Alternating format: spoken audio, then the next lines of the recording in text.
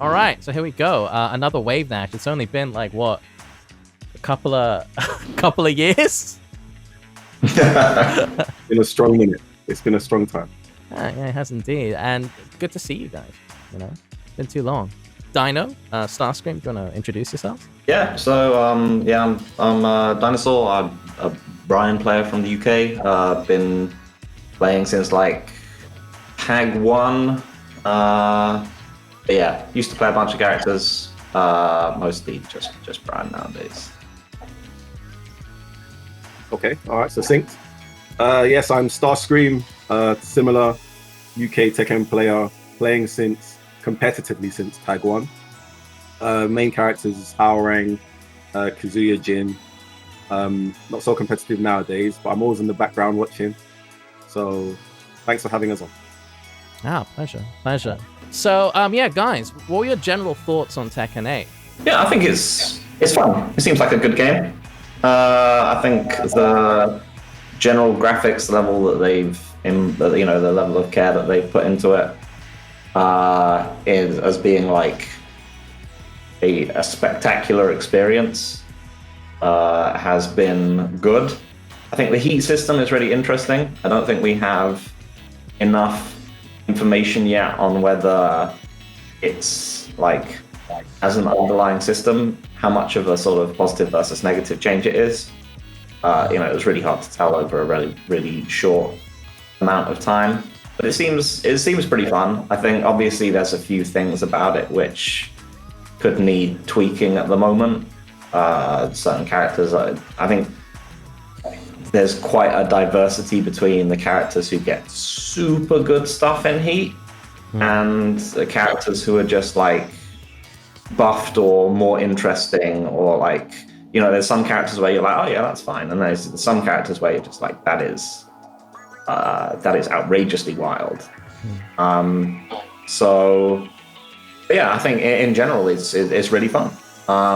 It's probably, I think it's less of a change from Tekken 7 than I thought it was going to be, because a lot of the trailers showed new moves and new and changed properties on things, which makes sense from like a promotional perspective. But I think a lot of it you can play a fair amount like Tekken 7.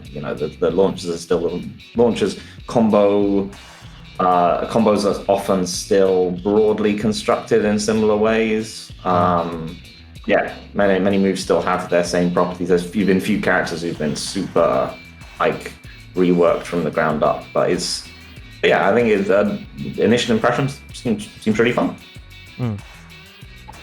Yeah, so just off the back of that, so I agree with most of that. I think it is really fun. Aesthetically, the game looks amazing. Like, I played it on the PS5, and every time, I don't know, just win poses, intro poses, I took the time to just stare at characters. It's really visually impressive, so I really like that. Tekken's always been what's the phrase we say? Information check, right? Knowledge check. Yeah. So I don't know how much they can change the game to sort of reset a lot of knowledge that people have acquired over the years. So although you say it's similar to Tekken 7, I think Tekken will always feel familiar. I don't think you can really take it too far from anything else. So with that scope, I do feel it feels like a new Tekken, partly because of the heat system and partly because of the look and feel. Now, it might just be because it's new, so it's honeymoon period, but I really did like and feel the refresh of Tekken. And you're correct in saying there wasn't enough time to fully check out the heat system and how it will play out long term. It's an interesting layer on top. I tried, starting around and going straight into heat to see what that means. I tried preserving it as some sort of comeback mechanic to see what that means. But it was hard to find an optimal way to use it. I mean, you guys have all seen the combos that people are doing. Using it in combos seems very creative. It's very fun to do that stuff. But I'm assuming like that's not the be all and end all of heat. There's a lot more that we're going to have to learn as the game rolls out. Yeah, I guess I'm somewhere in between because like on the one hand, it's super fun. Yeah, and its base, it feels it's familiar, as Dinosaur said, and I think that's both a positive and a negative. I mean, Tekken's always been a super iterative series relative to like, I don't know, Street Fighter or Mortal Kombat. It always sort of builds upon the last iteration. And I guess going into Tekken 8, judging by that initial trailer, we looked at it and thought, well, okay, well, this seems radically different, right? And I remember in the initial sort of interviews that they were having with Harada, he was saying, well, everything is different from Tekken 7. I mean, there's a quote, something to that degree. I think it was an interview with IGN. Now, maybe it was a mistranslation or something, but I think that sort of set up my expectations in a way that perhaps weren't realistic, I mean, like, with Tekken, you have these characters who had their animations built up over literal decades. Just like, look at King's animations, for example. Like, how could you just scrap that all, right, and rebuild anew? So, yeah, it does feel very familiar. It does feel like Tekken 7 at its core, with a few mechanical tweaks, and then Heat on top with this lavish graphical update. But having said that, it is also, I think, like, objectively, the biggest shakeup on the formula that the game's had since Tekken 5. Like, they've never really done this much in a sequel. So they are really trying to shake things up. Yeah. Yeah. I mean, Tag is obviously a very transformative change, but that's also something that it wasn't like, Tag 2 wasn't the first Tag game. Yeah. So you're basically like the main mechanical addition to Tag 2 is Tag Assault. That was the thing that hadn't been. And again, that's the sort of typical change in any Tekken, which this one also has, but it has a bunch of other stuff as well, which is that you change the combo extender mechanic. Like, that's been what they've been doing since Tekken 5. It's like Tekken 6 is Bound, Tekken Tag 2 is Tag Assault, Tekken 7 is Screw, and Tekken 8 is now Tornado. But it's just, in any way, it's just every time it's simply a combo extender. And the Heat system is also a combo extender, but obviously it's quite an expensive one. And not one you're going to be using all the time in the same way that you'd be using like Bound or Screw. I mean, in general, I feel like the Heat system is in some ways a attempt for them to split the combo paradox. Because on the one hand, like people complain about combos in Tekken and most fighting games, but Tekken especially, I think, a lot. They're just like, oh, this isn't real fighting, you're just chucking someone in the air, blah blah blah. People complain about them a lot, but also they really like combos. The juggle system has got more lenient, like game after game after game. Like the amount of electrics you can hit in a combo, for example, go back to Tekken 3, it's like you can get 3 and it's quite difficult. You get up to, we're up to Tekken 8, I don't know how many you can get in a combo, like 9, 15, who knows? A lot. It's got like, the juggle wall system has consistently gotten more lenient pretty much game after game. Because people do actually, you've got to, I think, and this is a thing with fighting games, you've got to listen to what people say, but also understand what they mean, because often people don't want the stuff that they say that they want. So the combos have gotten juicier and bigger and easier and so on, but also people do complain about them a bunch. So I think the Heat system in a lot of ways is an attempt for them to bring the sort of excitement and feeling of being in control of combos without necessarily but still feeling like there's a level of interactivity to it, so people don't feel like they're just being helplessly carried from one side of the stage to the other. So I think they wanted that like sense of control in that sense that it's your turn, but they didn't want to have that in like a strict combo sense. and they wanted to tilt the move more, tilt the game more in that direction. And yeah, I think it's an interesting concept. I think it's probably a good idea, but obviously this has to be layered onto the fact that people love the combos. Most of the combo starters and stuff in Tekken, with a few exceptions, are still there. Combos are still the optimal way of playing. I think that sense of control and aggression and so on that you get from a combo, they're now trying to put that into the heat system and make that accessible to everyone, because the heat system is very is essentially automatic. Yeah, so I'm not sure if I like the fact it's automatic. Right? I guess I come from an era where you don't reward people for losing. You don't really have comeback mechanics. So the fact that the heat system is given to everyone is good from that aspect. It's not a comeback mechanic for you getting your ass kicked. It's everyone has it from every round, and then you choose how you access it. But just to go back to what Arya said, I guess one of the things I'm trying to work out is if Tekken 8 feels like familiar to or similar to Tekken 7, or it just feels familiar because it's Tekken. Because even from Tekken 5, the system doesn't really change. As Dino says, they changed the combo ender or extender. In Tekken 7, they introduced rage drives, rage arts. That was about it. So I'm thinking, is it a matter of this feels like Tekken 7, or it just feels like Tekken? Is it just a familiarity with Tekken, the Tekken system that we've always known since Tekken 5, even Tekken 3, the system is still similar. So having the heat system on top of that, I think they're trying to put a totally different layer, because it is multifaceted. You can use it in combos. You can use it as to buff moves, as an aggression mechanic.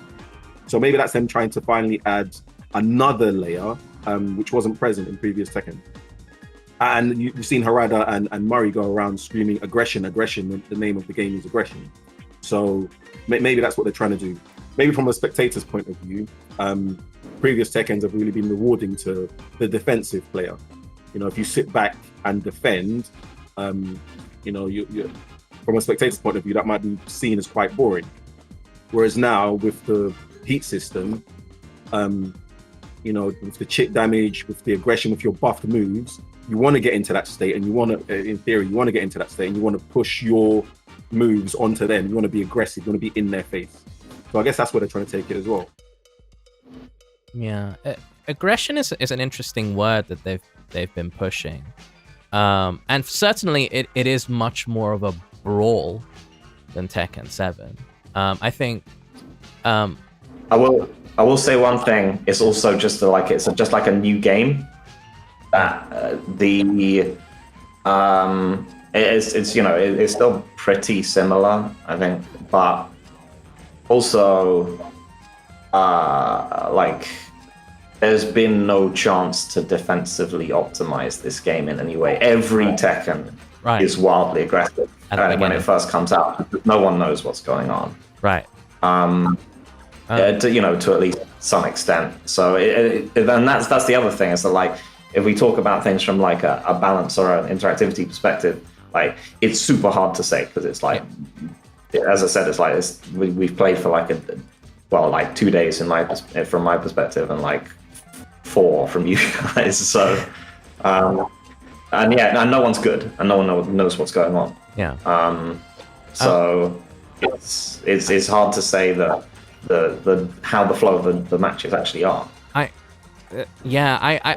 don't know if aggression is perhaps the right word to describe what's going on here. I think maybe active is a better word, because all the changes seem to be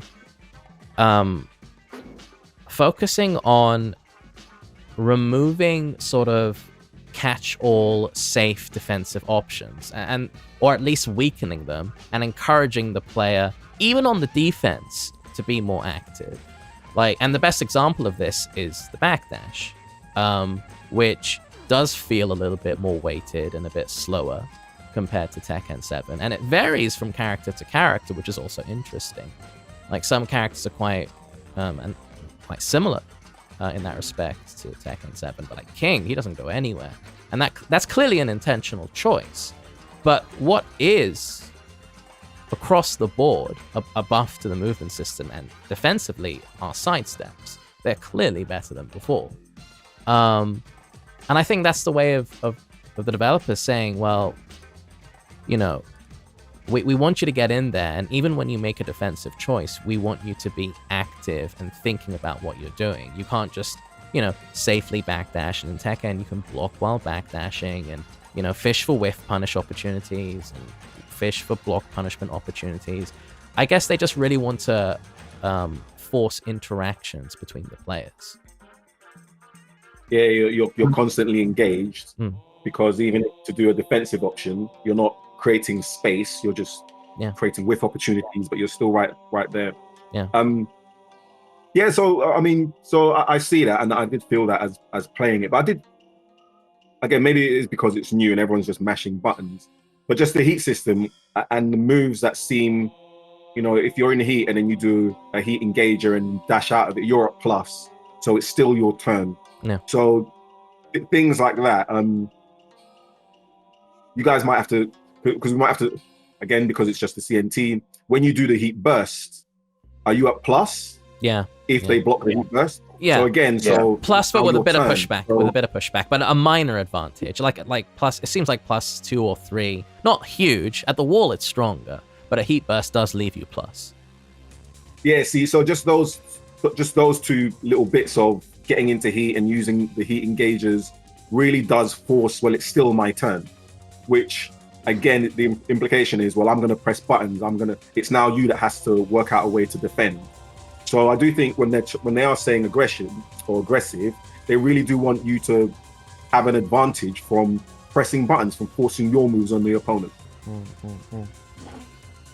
Yeah. Yeah. I think with heat engagers especially, because they leave you tremendously plus. Those are some of the, like, Tekken's never had a sort of hold the mix sort of situation, which you see in like 2D fighters all the time. In Tekken, there's always, like, it's never a binary option, you know, crouch or stand. There's always something else you can do. But yeah, no, with heat engagers, it seems pretty Ballerina. Sorry, Ballerina spins in Tekken 7, and like to a certain extent, stuff like running threes in the old games, which was notably something that they changed. They changed in Tekken Tag 2. They changed running threes from 17 frames of guardable advantage to 10, or whatever it is. Is it 10? I think it's 10. But, you know, so it's still a massive advantage, but it's not like you literally can't move or you can't low parry lows. Like, but also, like, with the running threes, you could sidestep, right? So you're only forced to take the mix if you block that, right? With the heat engagers on the hit, like that's it. You're in that mix, right? So to me, they're slightly different. And that's another thing that I'm not a fan of. I'm not a fan of that 50-50. Can you be good at guessing? Is that a valid question? The whole 50-50 is a full guess. Can you be good at that? Can you skill your way out of guessing? You can read opponents, yes. And maybe that's what we're going to have to learn to do with Tekken 8. You know, once Paul hits you with his death fist and runs in, now you're going to have to work out, I don't know, you're going to have to see visual clues to see if another death fist is coming or if his heat smash is coming. Or is it just a literal guess? You know, I'm not a fan of that. I always like the fact that you always had something at your, you know, in your toolbox. You know, you could sidestep, you can mini sidestep here, you can backdash sidestep, like all those little things, those nuances that meant they may have the advantage, but you still have tools to get out of it. Whereas, as Arya said, it now feels like, well, now you're forced to take this mix up. You're forced to guess the 50-50. And because I feel like you can't be good at guessing, and I want to be specific there, because you can be good at reading opponents, but just guessing, I feel like it might do the game a disservice. Did you see what I mean? This is the criticism that Nee had about it. He said the game often boils down to a very sort of binary decision making, like he said, like cross or circle, right? So it's just and that's not as interesting as well, generally there is an optimal defensive option, but just the fact that you have options just allows more player expression. Fully agree. I think the main thing is that like I said, in Tekken 7 there's still stuff like this. So I mean, to some extent the wall crush mechanics are also just things like Kazuya's old while standing both punches, like the one that he had before they changed it into a wall crush, because again they were obviously trying to experiment to see what they were going to do with heat engages and things which are millions of super plus on hit. But I can't remember how plus Kazuya's while standing both punches was when it was still a ballerina spin, but that's basically a 50-50. You can't get out of down back for down back 2. But I think it's the question that in order to land Kazuya's while standing both punches, he already had to have made a choice, which was to go for that move. And from a 13 frame while standing, as a 13 frame while standing punisher, he obviously should have, if he knew it was going to hit, he should have done twin pistons. Right. If he was using it as a counter hit move, he should have done electric. So there's lots of different choices. And what that move did was it sent him off into a branch where he gets a strong guess. But there was always another option to hit. And I think that's broadly true of like heat engages. They are mostly moves where there's there's always another move you could have done instead. I mean, and particularly because, as well, that's Kazuya, who's a character who's got a lethal 50-50 mix-up. The other thing is that, like, there are characters where even when they're at plus 1,000,000, they're not that threatening. Right. Like, I think Zafina's Rage Drive is a classic example here, right?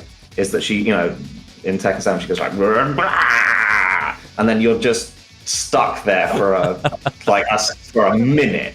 You're just she's standing there staggering backwards. You're standing there staggering backwards. You're minus 763, and yeah, I'm pretty sure that's the number. And like she can get unparryable lows. She can do whatever. But the thing is that like none of it's actually very damaging. Yeah. Like none of it actually does very much. The main thing she can do is that she can that does damage is that she can go for her mix up between the silly mid thing and the snake edge, but that's obviously seeable. Like, I'm not saying that people don't get hit by it when they're stressed out or like, but it's clearly seeable. But that's the thing is that like even being at 1,000,000 doesn't do much for that character because she doesn't have unseeable dangerous offensive options. Yeah. Like really. And that's the same thing with like Steve's back 1-2 sort of. He has to spend space dashing in to get down back 3-2 a bit. But yeah, even in like quote unquote 50-50 situation, I mean, they're not really quote unquote, they just are. Even in 50-50 situations, like a lot of those 50-50s are still weighted towards, they're still weighted towards the defender because Tekken lows, even in modern Tekken where they've buffed a lot of lows and they're all really good now, they're still much weaker than mids are. Yeah. The holding back is still fairly good. Yeah. And the other thing about heat engages is that there seems to be, at least in the CNT build, maybe they'll change this later, but there's no buffer period during the heat engager run. So it's actually really awkward to do something like a hell sweep straight up after a heat engager. I tried this a few times with Kazuya, and I just get like a down forward 4 or something. I never got the hell sweep I wanted. This might change though, but yeah, you're right. Yeah, there's yeah. Sorry, similar power. I couldn't get heat engager running just frame skyrocket. I had to do like a mini sidestep to so you just sort of lost the momentum. Yeah, exactly. Just quickly, so you said I guess the difference because in Tekken 7 those scenarios that are forced 50-50s are far and few between, whereas now in Tekken 8 that's a game mechanic. That's everyone has that, irrespective of what their archetype is. Kazuya's archetype with his strong 50-50 meant it was really favorable for him to hit while standing 1+2 because it put him in the position he wants to put the character in, right? Right. Whereas now, it's every character now has that. So it's really part of the system. So there's no getting away from it. It's what they're doing. Yeah. So, I mean, the other part of the equation, though, with heat is that it's not just a 50-50, but everything you do is chip damage. So, like, with Law, yeah, you get your heat engagement. So you run in, it's like, it's not much for 50-50 between a down back 3 and, a down forward 1. But, like, generally you can just start tapping away them with jabs and down forward 1s and pressuring them. And before you know it, you've got a big chunk of white health. That's what I did with Jin as well. Like, when I was in heat, I just turned into Tekken 4. Just 2-1, 2-1, 2-1, 2-1-4, sidestep, right? And before you knew it, a few 1-2-3, 1-2-4, like, yeah, like half their bar was white. So, yeah, what are your thoughts on chip damage? Because it's clearly a huge part of the game. And it's here to stay. Yeah, again, I'm not sure how that will play out over the long term. In the matches that I played, maybe maybe because there was so much going on, I wasn't paying too much attention consciously to the chip damage to see how much it affected gameplay. Or maybe I just didn't play people that were good enough. So sometimes they died and it didn't feel like the chip damage was the cause of their death. It didn't feel like, wow, I was about to die and I managed to recover my health, and that was what made the difference. It was hard to find those nuances in the games that we play, and we'll see them as the game plays out more. Am I a fan of chip damage? I'm not against it. I'm still open-minded about it. I've seen Claudio's running 2. I've seen Asuka's forward 1+2. I've seen the ridiculous stuff. But even those things, I need to see them more to see how it plays out during real matches. So a lot of videos on YouTube. But again, those people that didn't really know how to defend or didn't really know what to do against it. So when you're seeing those kind of things, it can look overpowered. I want to see how they play out in the day-to-day. I didn't get enough. I was too busy worrying about other things. When I was playing Harang, for example, I was attacking someone, I was pressing every single button, and I was seeing the chip damage do all that to them. And I felt bad for them, but then I'd kill them anyway. And I was like, well, in this specific case, it didn't really make a difference because they were going to die anyway. So I want to see how it plays out. I want to see the nuances when the game's out. Yeah. Because I've seen a bunch of, because I remember seeing a thing on Twitter of someone being like, Harang's going to be a nightmare in this game, or someone, I can't remember, it was like JDCR playing him or something. Speed and it was someone getting pushed into the wall. There's someone getting pushed into the wall, and then they just did a bunch of flamingo stuff into flamingo jab and 2-4 forward and all that other kind of stuff from right foot forward and all this. The looping. Just plus stuff. And the person just stayed there blocking and Gestron and died. And I was just like, exactly this, this is just 100% a Tekken 7 round. You would have been just as dead. It's not, and people are like, oh my God, Harang, he's super obnoxious. No, yeah, he is, but he was in the same way in the older game. This is just someone who doesn't know how to defend against Harang getting killed by Harang in exactly the same way that he used to.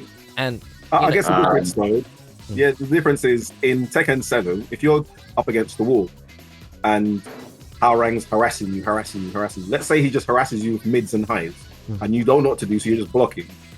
You're not being punished, so you have all of your energy. Whereas I guess in Tekken 8, theoretically, if you're doing the same, the energy is going down. It can get to the point where all I need now is one hit to actually kill you versus Tekken 7, where you still need to take their entire life bar. So I guess that's the difference in theory, right? Yeah, and I felt like sorry, you go on. Yeah, and I felt like the characters sort of built around chip damage, ostensibly Jack and Claudio. The whole game plan is built around chip now. Claudio's running two, get a heat, get hit, connect it. Now you're in heat, and brick or white damage. Now you're in a 50-50 because Claudio, your life, because Claudio has a hell sweep. And Jack and Claudio felt a bit overtuned. At least, it's very hard to say because, it's a CNT. We got a few days with it. But the characters who are built around Chip seem very overwhelming. So maybe that's the level, right? Maybe that's the layer. Maybe it's about having the heat in there and the chip in there, so that characters can now literally be built around this new mechanic. Yeah, I mean, the thing is that I think it's really hard to tell with like Claudio and Jack. Again, we're like, is this the heat making the difference, or is this just that these characters are just like really wild in this version of the game, you know, that we've got at the moment? Like, Claudio is very much feels like someone who wasn't quite finished before they balancing. Yeah, the down forward one to jabs. Yeah, that seems like an oversight. Yeah, that's just weird. Like, yeah, those characters just seem like super powerful in ways completely independent of whether, you know, you could take Chip out of the game, and I think Jack and Claudio would still be like obviously incredibly powerful in this game. No, I think Claudio being the biggest offender. I think the Chip thing is mostly cool. They have, I think there's obviously examples of moves where it's doing too much, but I think people who were just like take it out of the game's rubbish. I think this is way overreaction. I don't think it's, as I said, I don't think a lot of the time it's transforming the game that much, unless it's from, you know, the aforementioned crazy moves, which are doing too much. And B, I want to see the exploration of, I think, the other thing they want, which is, yeah, as you said, I think sort of interactivity, I think these are really good ways of looking at how they want the game to be seen, is that they want the game to be more of a tug of war of the life bars. Yeah. And they want, because the thing is, if you get chipped down a ton, what you can do is you can get it all back. Yeah. You can pull all that, and the same thing, you know, I think this also speaks to like the combo thing. You lose white life in combos, you can gain that back in heat, you can gain it back. So you should be like, what they want is for you to be aggressively fighting back and forth over the control of your life bar, and that hitting people will give you unrecoverable damage as it's standing, but comboing or getting block damage will be recoverable. And your heat is not simply a aggressive resource for you to like beat people up with, but it's also a resource for healing yourself. Yeah. Which is another reason why perhaps you don't want to spend it at the beginning of the round. Hypothetically, you might be wanting to do that now, because, as I said, with certain characters, they seem super wild in heat. I mean, they're basically just Claudio. I don't really know anyone else, but Claudio, I think, is probably the biggest example here. Yeah, the way Chip changed the game, it sort of makes it, tug of war is a good analogy, because it's, instead of two distinct life bars, it's more like there's one giant, to a degree, one giant shared life bar that you're both fighting over, which is quite interesting. I haven't seen any other fighting game do something like that. I mean, for me, Chip is the most mechanically innovative part of the game, and I'd hate to see it go away. Just the fact that, I mean, I think even with the CNT, I was having some of the shortest rounds I've ever had in a Tekken. Like, you know, just get in there, activate heat, blah, blah, blah, dead. But also some of the longest, because, like, if I got hit in a juggle, I could recover quite a bit of that back. I got a lot of timeouts in the CNT, but I also got a lot of rounds that ended it in under, like, 5 seconds. That's cool. That's dynamic. Mm-hmm. So yeah, I mean, I think that... So you're a fan of the chip. You want it to stay. You feel it does add enough. I feel it adds an interesting layer of strategy to the game. Yeah, I think, you know, on a move to move basis, obviously it needs to fine tuning. And one thing I would like is for the UI and just the general like the user interface and the user experience to more clearly signpost to the player that you have accrued a lot of chip damage, because sometimes I just wasn't even aware. It just kind of slipped by. Maybe it's just a lack of awareness. Maybe it is because we are playing Tekken 7 with a bunch of new stuff on top, and it's hard to, tune myself to this new system. But I think the game could be doing a better job of communicating to the player that, yeah, you've accrued a bunch of chip damage. Maybe I don't think having a white and yellow life bar maybe is the best idea. Maybe chip should be in a different color. But from a glance, it's hard to see how much chip damage you've received. Flashing life bars or something like that. I think that's how they did it in previous Tekken. Have like a little flash or something to indicate something's happening up above. Yeah, I think my main issue with it is at the moment is simply that like there are chip moves which are doing like as much as fairly powerful lows. Like is that they are the primary mix-up, and they're obviously going to be infinitely more rewarding on hit than the low is. They're often faster. Some of them are mids. Like I think it should be something that you have to work for, not like. I think it should be possible to get to chip people down and so on.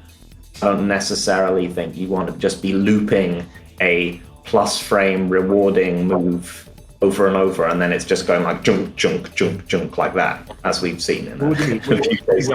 You're rewarded. What do you mean? Something you have to work for, you said something you have to work for. Yeah. So you should just, if you want to chip someone down, it should at least be somewhat difficult. Like you shouldn't be like out damaging. Like in the case of like Claudio, as far as I can tell, like his stuff on chip like out damages his practical lows. Like his down 4-3 isn't actually like his law down 4-3 kind of string. That move doesn't do very much damage in Tekken 7.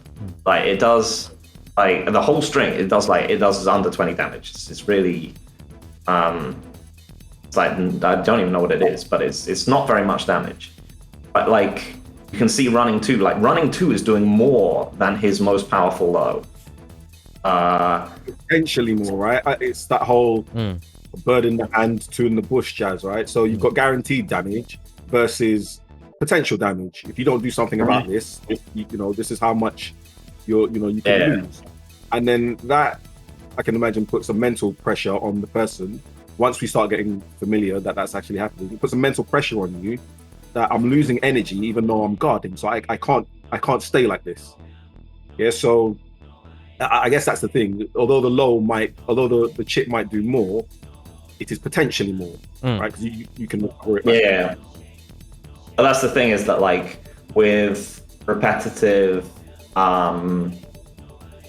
with the fact that you can keep heat, the fact that it lasts for a long time. Like I said, you can see the interactions going on where it just goes like chunk, chunk, chunk, chunk, chunk. It just goes like that. It's happening fast. You are quickly approaching death. Yeah. Like you're quickly approaching the point at which like a character like that can simply kill you with a poke low. And also, the more chip damage you rack up, the more valuable poke lows become, even outside of a kill range situation, because poke lows will eat the white bar. It will eat a significant chunk of the white bar away. Once they're landed. And I guess that brings us to low parry. How do you feel about low parry, Ezzy? Yeah, so again, because they've removed the screw option, the combo extender from low parries. What I really like that they've done is I like the visual camera angle change when you low parry. It makes makes it very, very obvious that something has been low parried. I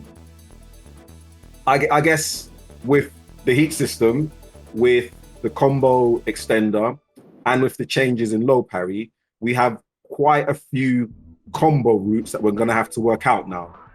You have combos without heat, you've combos with heat, you've got low parry combos. So for me personally, when I was doing a lot, I didn't know what combo to do. I did some rubbish combos. So we're going to have to work on low parry specific combos.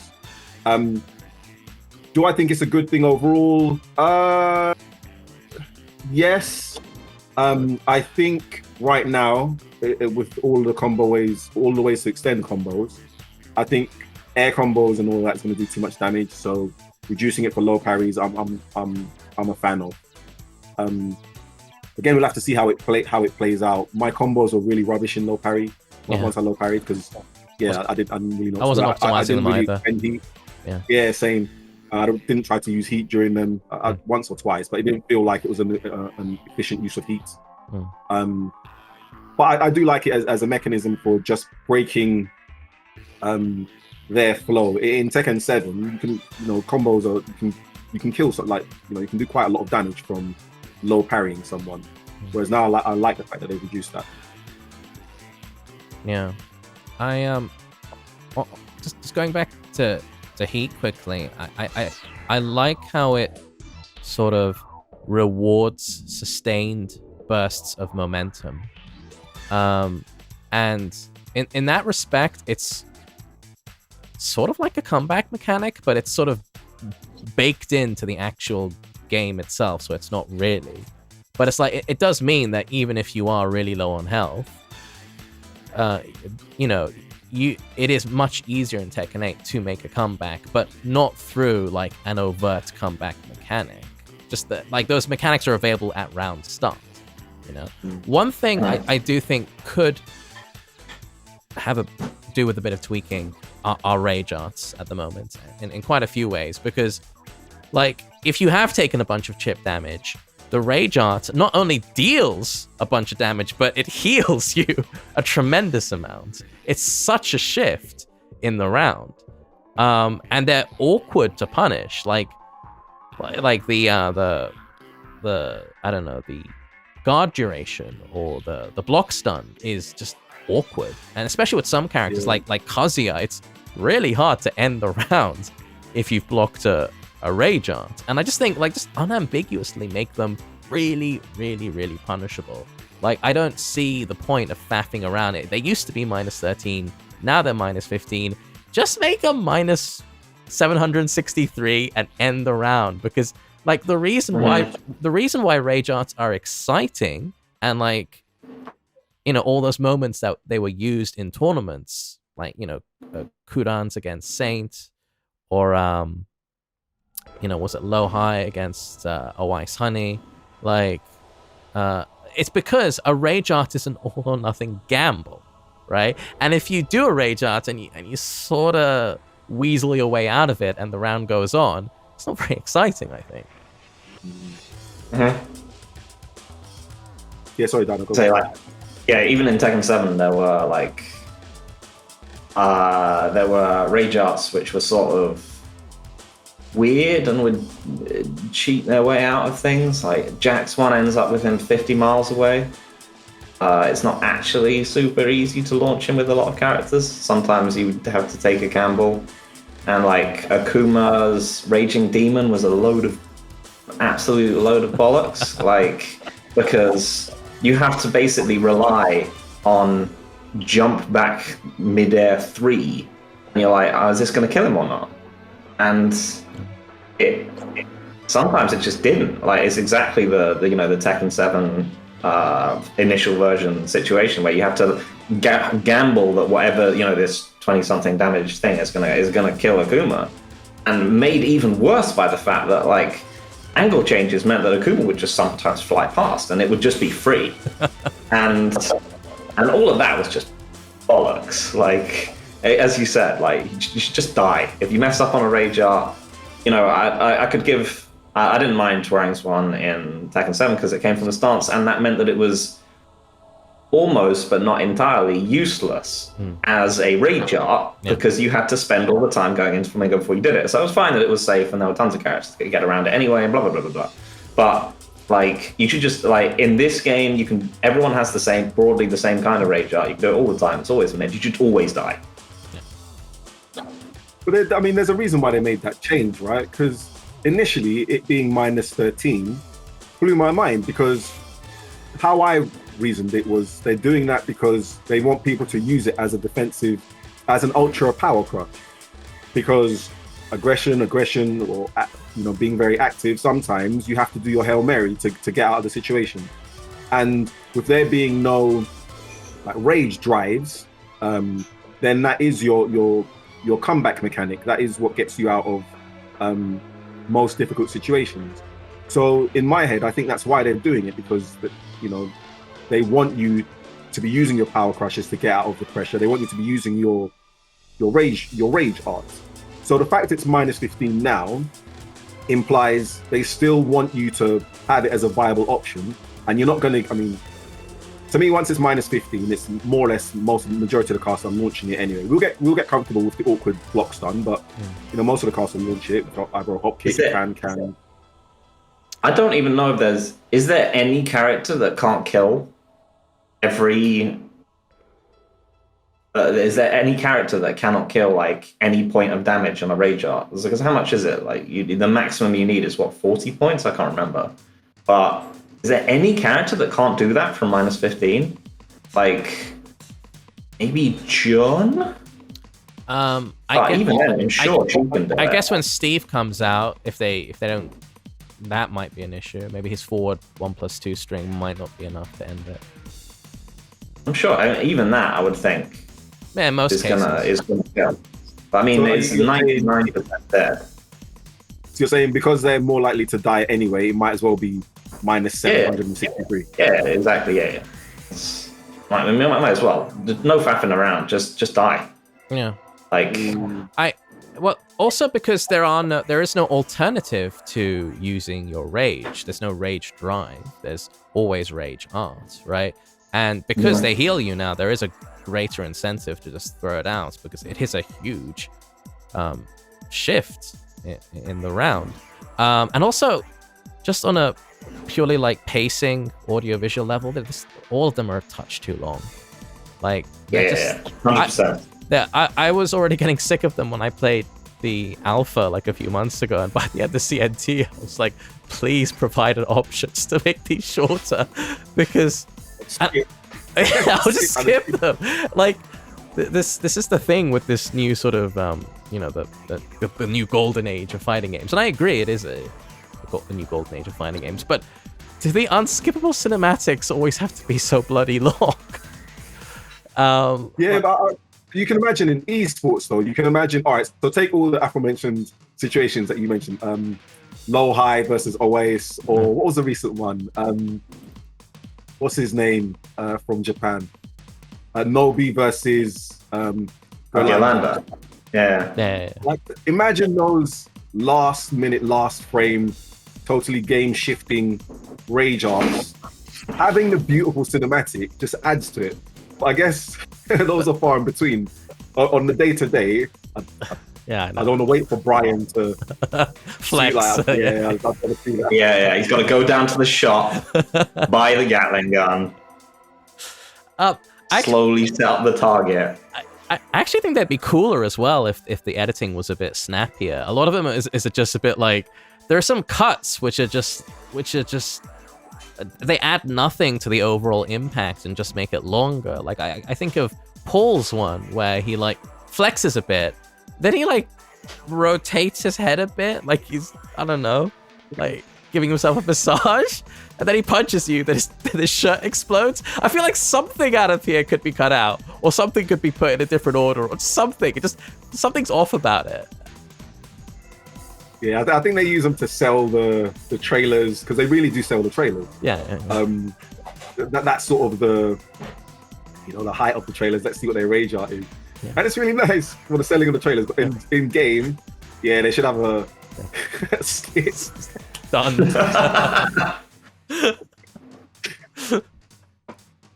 That would be funny in a different way, though. You just like just a fast forward button. Yeah. Well, that's available to both the guy doing it and both the guy getting hit by it. I'm tired of seeing my ass. Yeah, of course. It's your rage art. Yeah.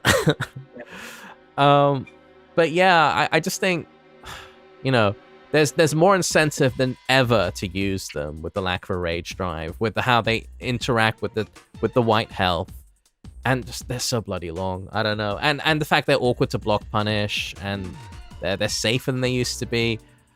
I don't know. I just think this make them just die if one of them gets blocked, and make it super unambiguous. Mm-hmm. Yep. mean, they changed it, right? It was minus 13, minus 15. From what I understand, this game, the CNT was a build which is a few months old, right? So I guess there's still time for them to. Yeah. That's what I've heard. Yeah. What about the tornado system? Because so Tekken 5, just pretty vanilla combo system, and I'm starting with Tekken 5 because that's like, you know, the foundation of modern Tekken. Tekken 6 we got Bound, and then Tekken 7 that changed to Screw, and that I remember when Tekken 7 came out, I thought that was a bit of a baffling change because it meant that like your optimal combo damage is when your back is to the wall and you carry them all the way over to the other wall and you get like 100 plus damage. And also when your back is to the wall, like combo damage is weaker than in Tekken 6. Like generally you are rewarded in fighting games for pushing a defensive opponent to the wall. Like any fighting game has like corner exclusive combos, but then in Tekken 7 that completely literally reverses that logic. So in Tekken 8 now we have Tornado, where again it looks similar to Screw, but the travel distance is less, and also you get to use it again at the wall, so it brings back the higher combo, the reward for pushing your opponent's back to the wall. It makes walls scary. Yeah, it's not only the tornado, because I guess there's quite a few different air states as well. So tornado, yes, and I think there's multiple tornado versions because some characters seem to go higher, or the spin is different. So I think there's multiple. No, it's flexible. It's more flexible. Yeah. Like Screw, it always has a very specific trajectory to it, but with Tornado, sometimes they flip up, sometimes they flip this way, and it depends on what you use. Yeah, you only get one though per combo. Yeah. So I mean, in general, it's mostly, like you said, it's mostly back to Tekken 6 times where you save your combo extender to get them to the wall, and then you hit your combo extender, and then you finish the combo. Whereas in Tekken 7, you just spent it. Doesn't matter. You just do whatever gets you. You know, if you have like a big damage screw move in Tekken 7, like Brian's 412, you just spend it.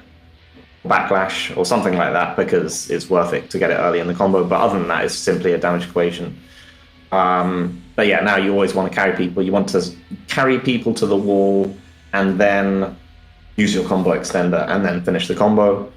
Other than that, it's just the same. It's just a Tekken combo extender, as they always are. Like they always are, it's now easier again to combo from. Screw was easier to combo from Bound. You want to look at things like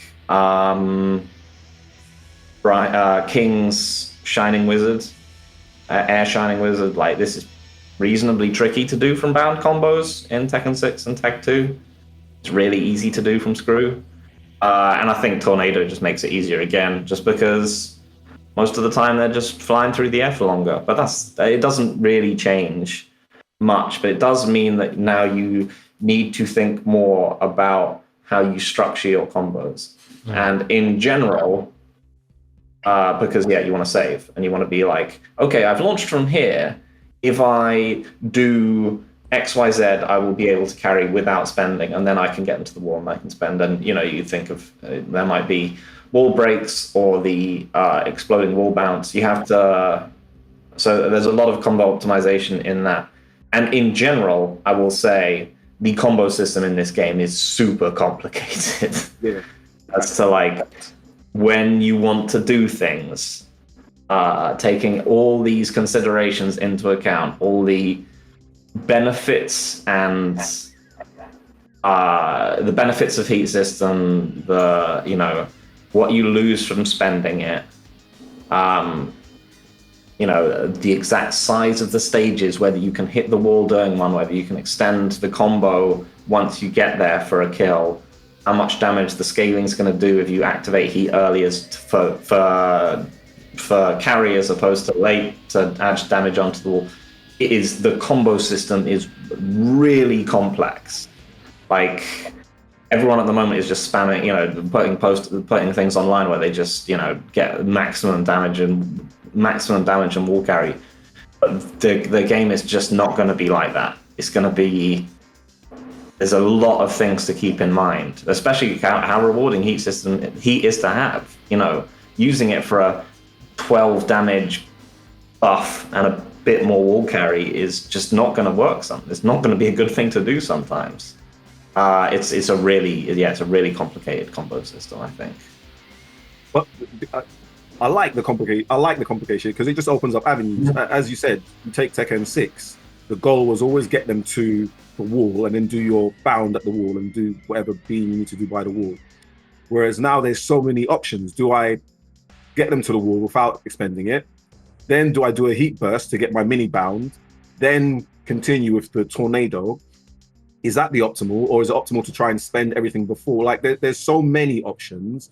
I like it. The reason why I'm hoping it plays out is I'm hoping it plays out character specific. I'm hoping it ends up being that for this character, it's better to use everything because their wall damage they get without expending it, is in their favor or whatever. I'm really hoping it ends up being character specific, which helps push the whole individuality thing. Yeah.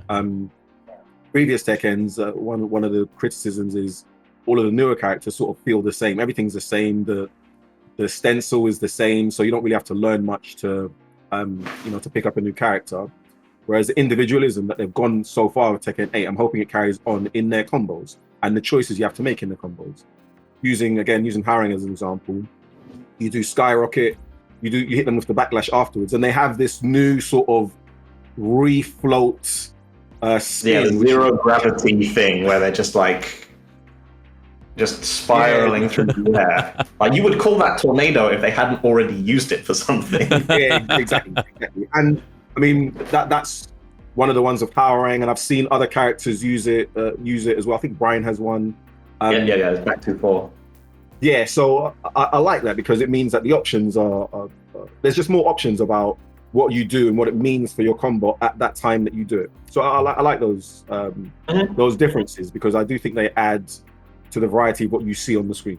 Yeah, I 100% agree. I think a big way in which Tekken 7 felt homogenized was that pretty much every character could get you to the wall, no problem, from most stages. And yeah, the wall carry was fairly universalized, and it's definitely impacted characters like Lee and Nina, who in previous games were these were the characters known for their wall carry, and they would always get you to the wall.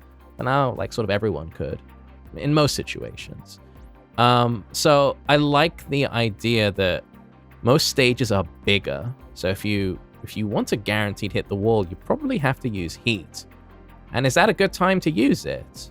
And there are lots of considerations, like, does my character's game plan revolve around the wall? In which case, maybe I should get your ass to the wall ASAP. Do I want to recover some health? Using heat can give you really strong Okizeme as well.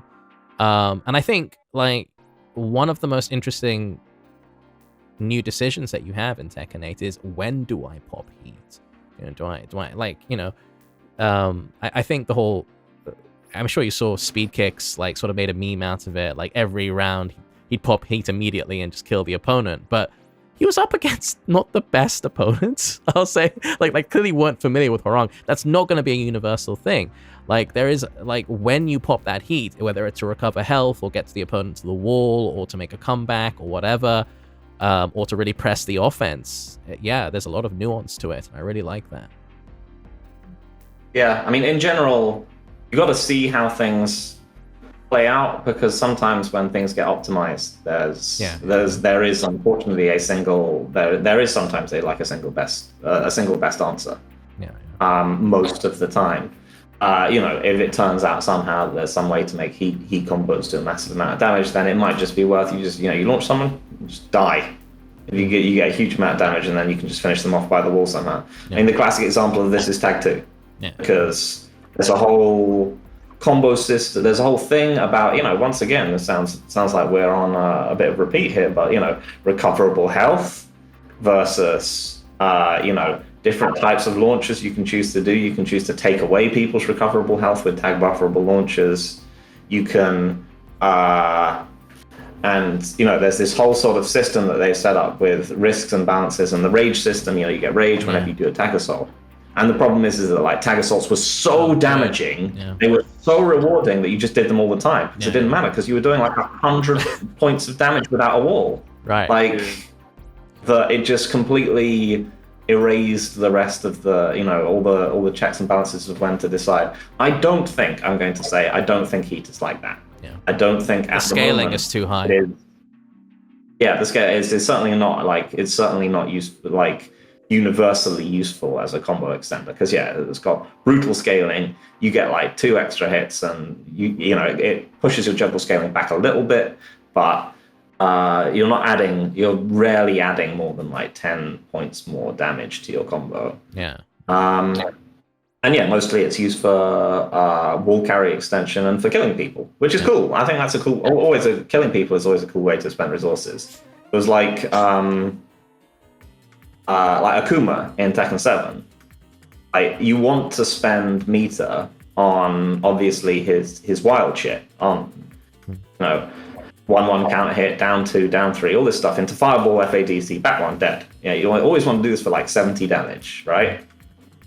There's times when you're playing Akuma where you might like, say if you're in the last round, you've got 2 rounds on the docket, and you launch someone without using bar, and you can see you can't hit the wall normally. They're too far away, but you've got 2 bars. You can spend all your bars for an absolutely pitiful damage increase of doing Dragon Punch FADC, dash up, Dragon Punch FADC. You do 2 FADCs in a row, spend everything to carry them all the way over to the wall for a relatively minor increase, and all your resources gone. But it doesn't matter because you killed them and it's the last round. And that is a choice that you make to you've kept your resources, and so now you can just spend them. And I think that's broadly what we're looking at for a lot of heat combos, is that like if it puts people into, and actually that Akuma dynamic changed. That was something you should do earlier on in the game's lifespan when Akuma got meter really easily, but once later on it became something you should only do if it's really going to kill them. Mm-hmm. But there was a whole thing about it, when you should spend them, when you shouldn't. But in general, like that's what the combo extender heat mechanic looks like. It looks like you use this to kill people. You do not use it at pretty much any other point. You use it to kill them, or you use it to put them into a situation where they are almost dead. Even with characters like Brian with a powerful wall combo. I think in general, I think the combo system is, I think, going to be very confusing for new players.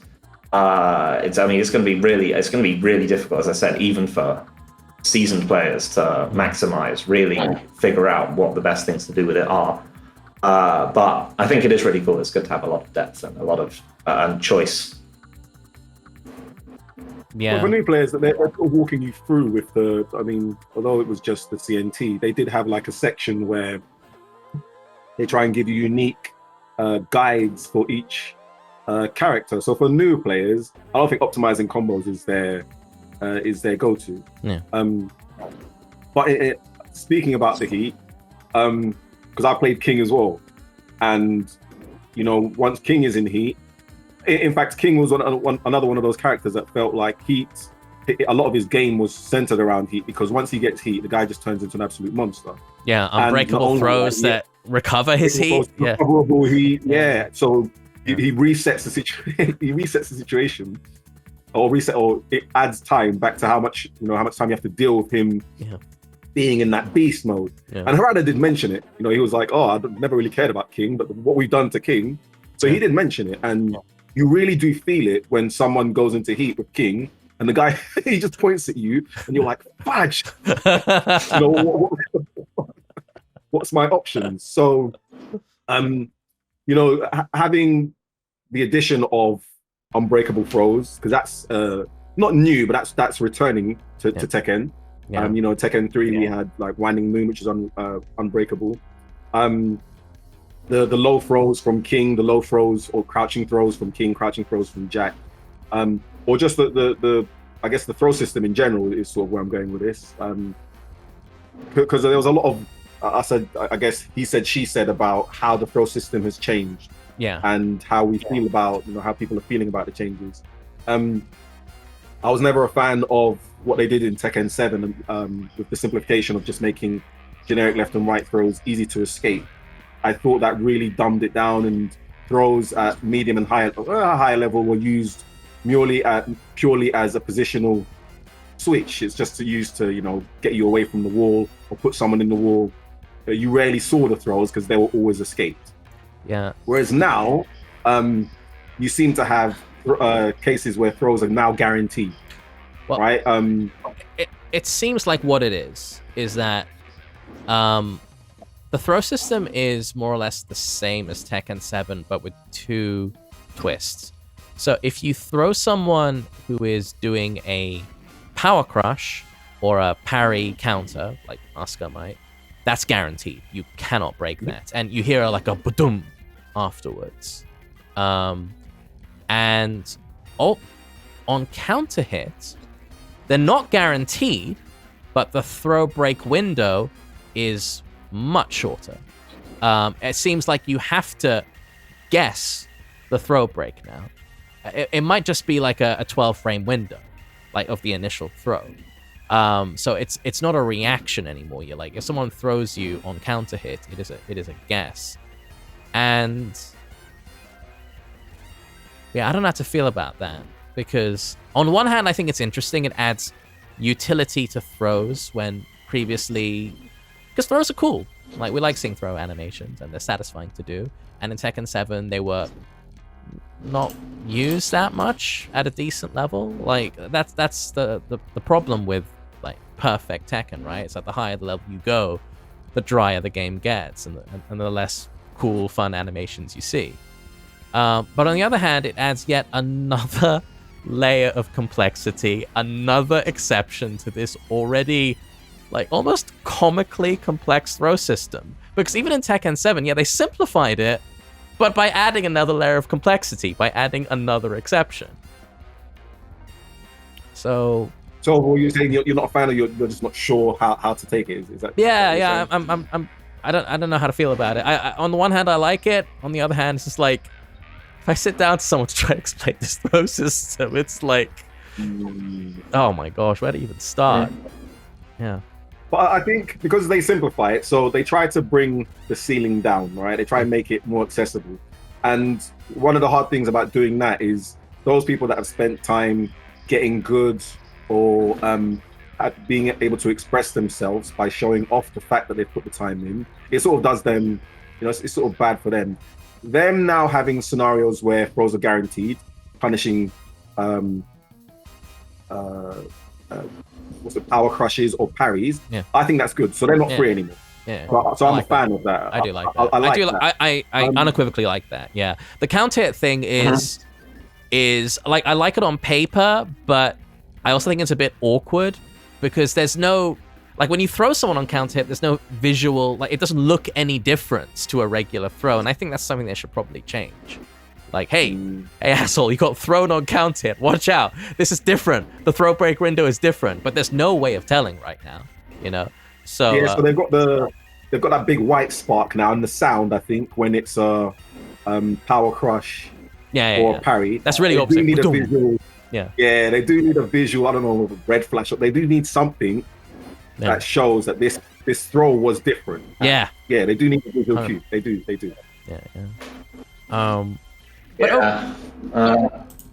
So Phil, go on. I don't really like the change to counter hit throw. It's hard to say what's in there, what's deliberate, But if they have changed the window on counter hit throws, I think it's a bad idea for like a couple of reasons.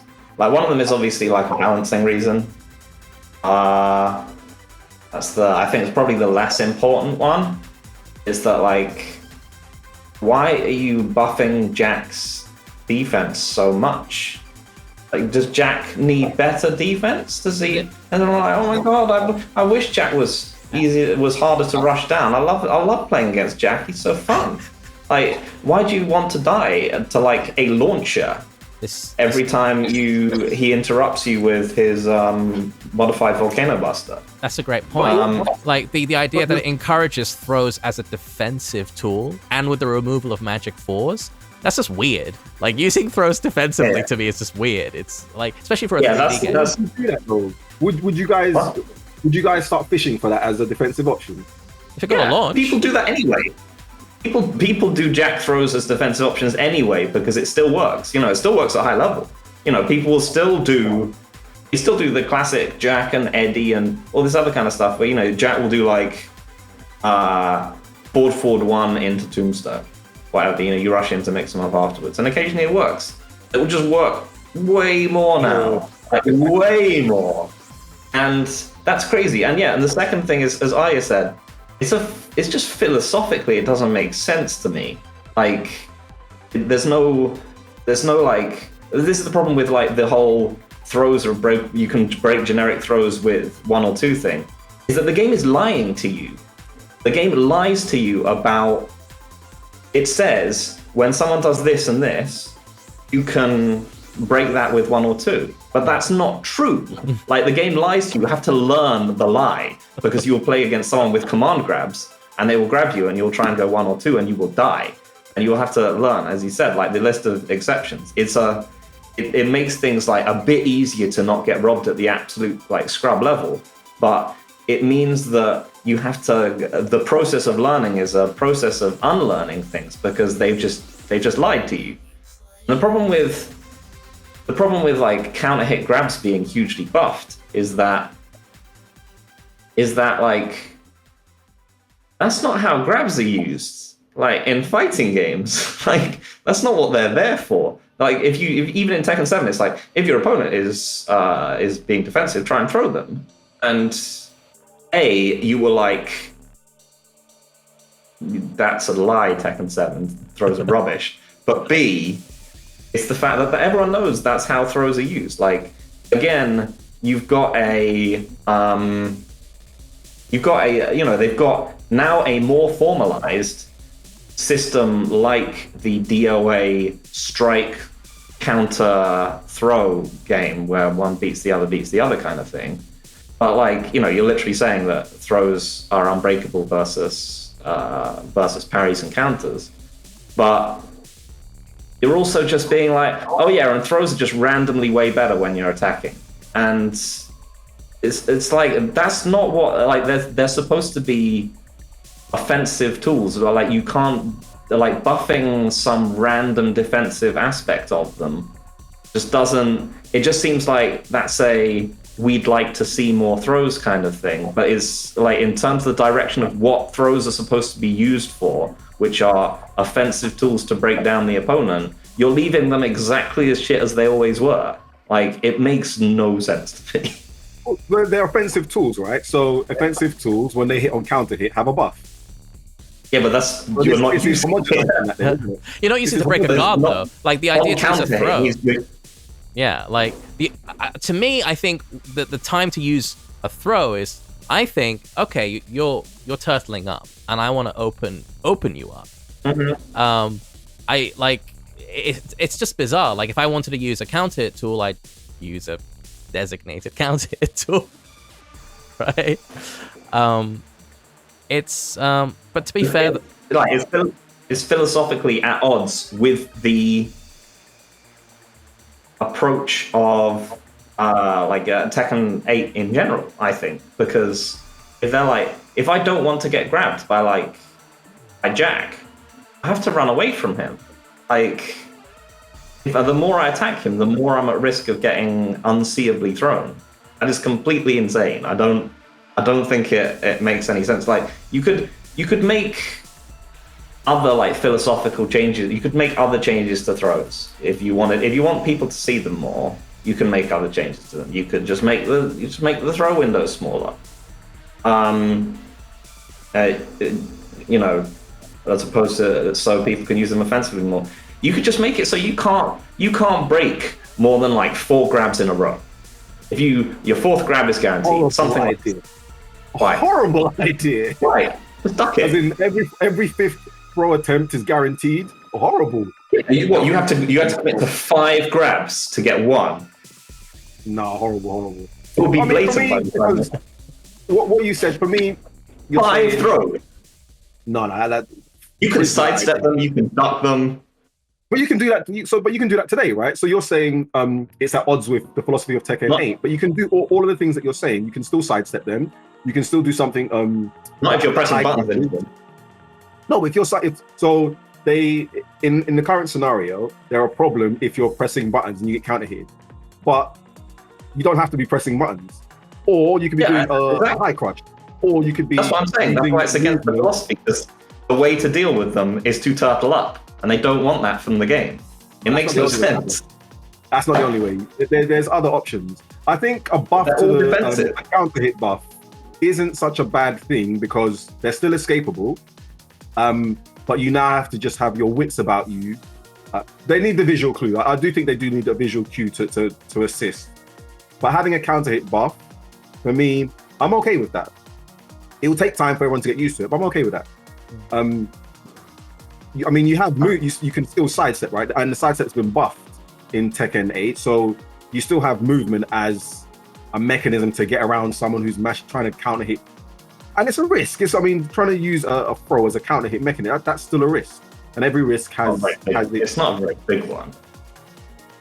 So what it is. So people are not going to just be standing there spamming giant swing, hoping for a counter hit. It's a risk.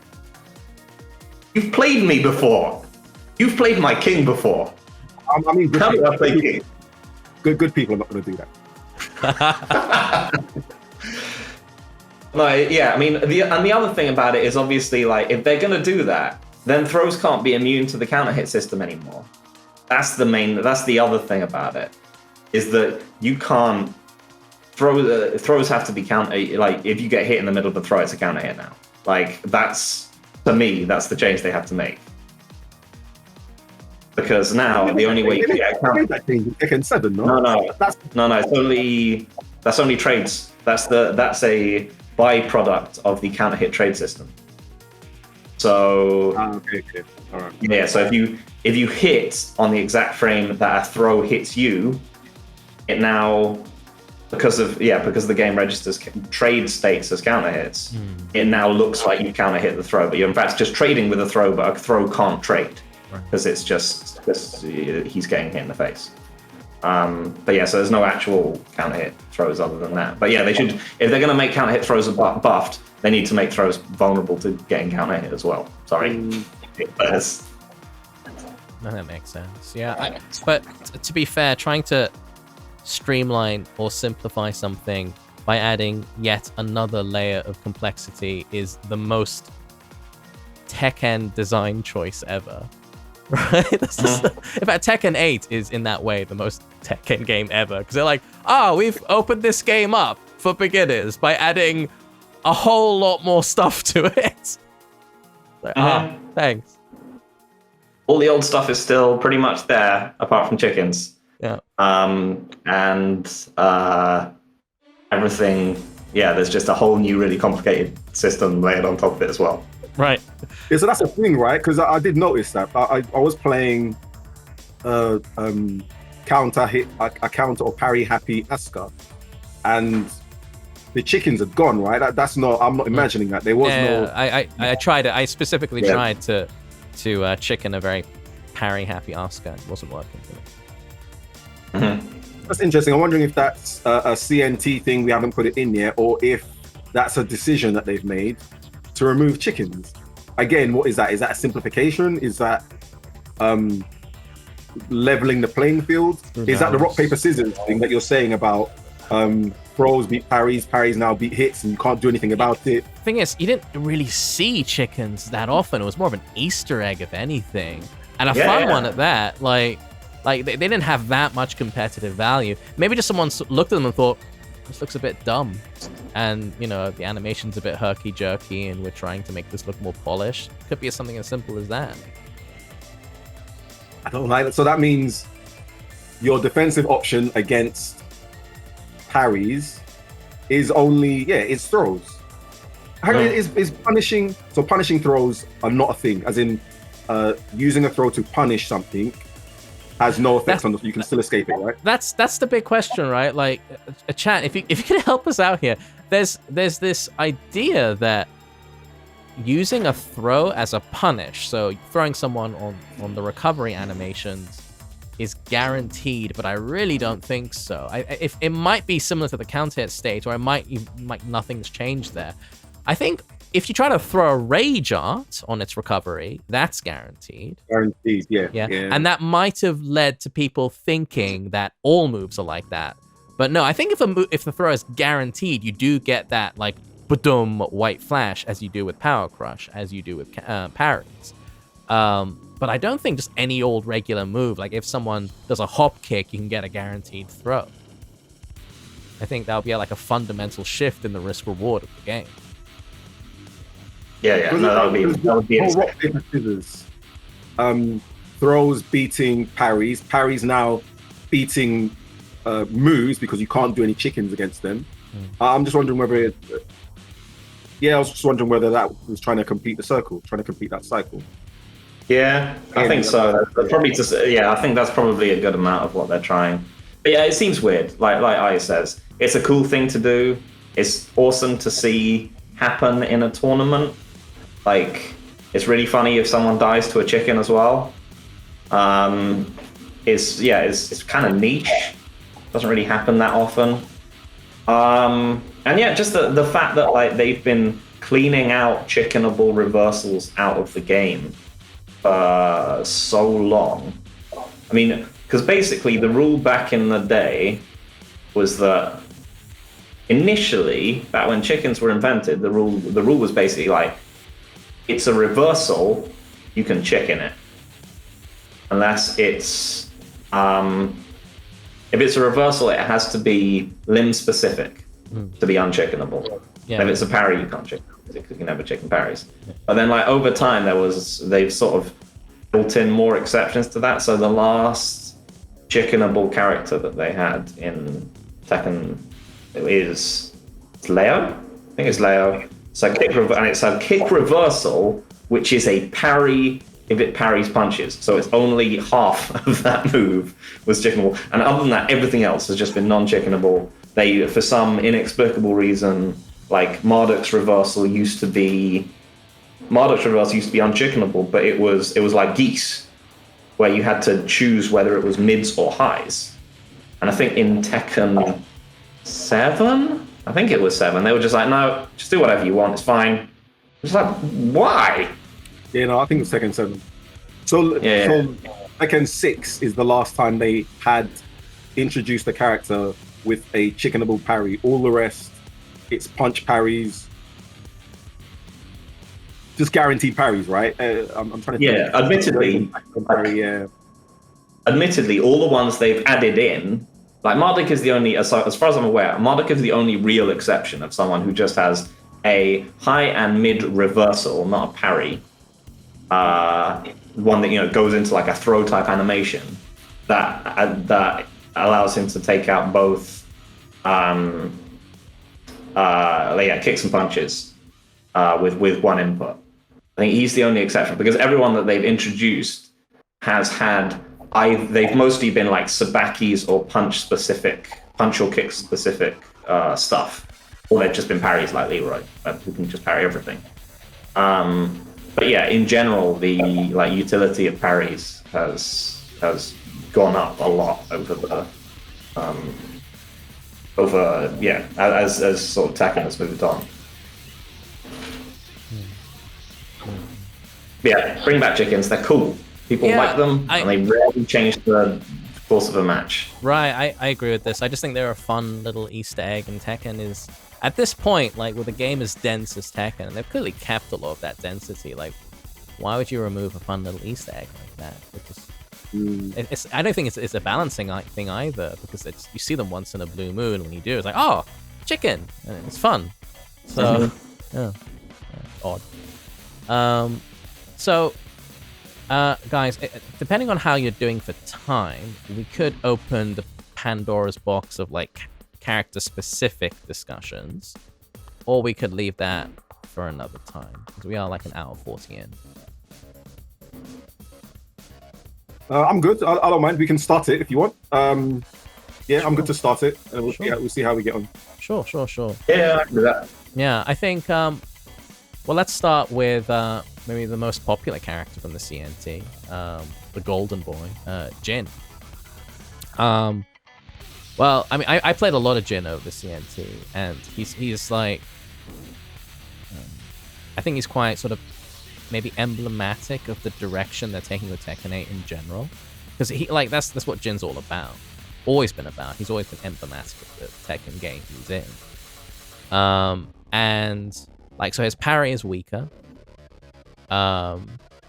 because you know it used to be able to just like do it pretty much risk free. And there was a very small window to punish it. Now there's a real risk to it, and it doesn't seem like a very strong tool anymore.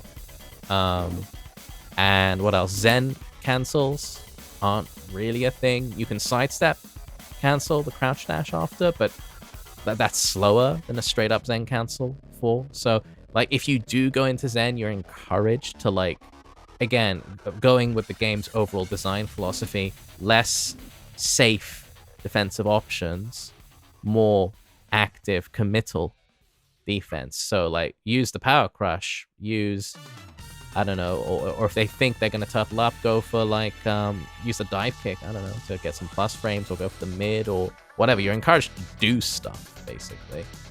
And then they've made them a lot easier to use as well. Like just the fact that there's wind hook fist launches on normal hits, that's a huge chunk of execution, or like mandated execution out the window. His new low makes him significantly more powerful at like a beginner to intermediate to even fairly advanced level. It's a very quality of life sort of tool. Like at the highest level down to is probably like seeable. You want to be quite careful about how you use it, but for like most Tekken players, that is a huge, like immensely powerful tool. And it still has a huge like utility even at the highest level, not to deny.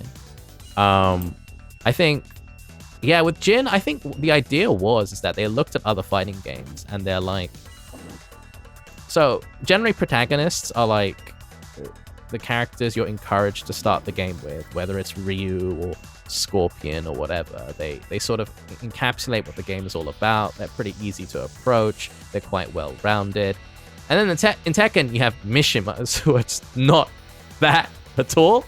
So I think they tried to make Jin a more approachable character, given that he's, you know, the poster boy or one of the poster people for this game.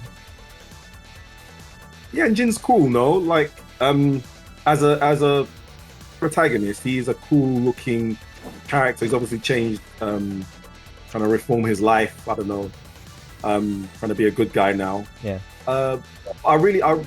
Initially I wasn't a fan of what they did with him. Jin shouldn't be doing flips and flying around. I don't know what that was about. I didn't like the look of that for the character. But after playing the CNT, I didn't feel like it was. I mean, the way I used Jin, you sort of had to do that flip to get the tornado in his combos. It wasn't like he was jumping all over the place outside that. Maybe, again, just unfamiliarity or me still playing a Tekken 7-esque Jin in Tekken 8.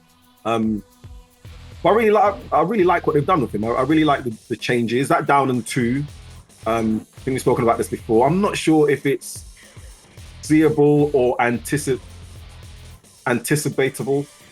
I think or if it's about anticipation. This word now. But we do have to. We got to remember something here, though. You're really old. You're really old. All right. Just right, so old. All right, for the old people like me, I'm not sure if it was reactable or you just had to anticipate that the youngsters are going to be using that move. One of the things that I think was OP though. One of the things that I think was OP is in Tekken 7, you have that flip when they're on the floor, right? Like if someone's on the floor with Howran, you can do back and 3 and it sort of pancake flips them. And Jin had that, not that effect, he's got a weird effect when they're on the floor and you hit them with down and 2. It sort of does some sort of new Tekken 8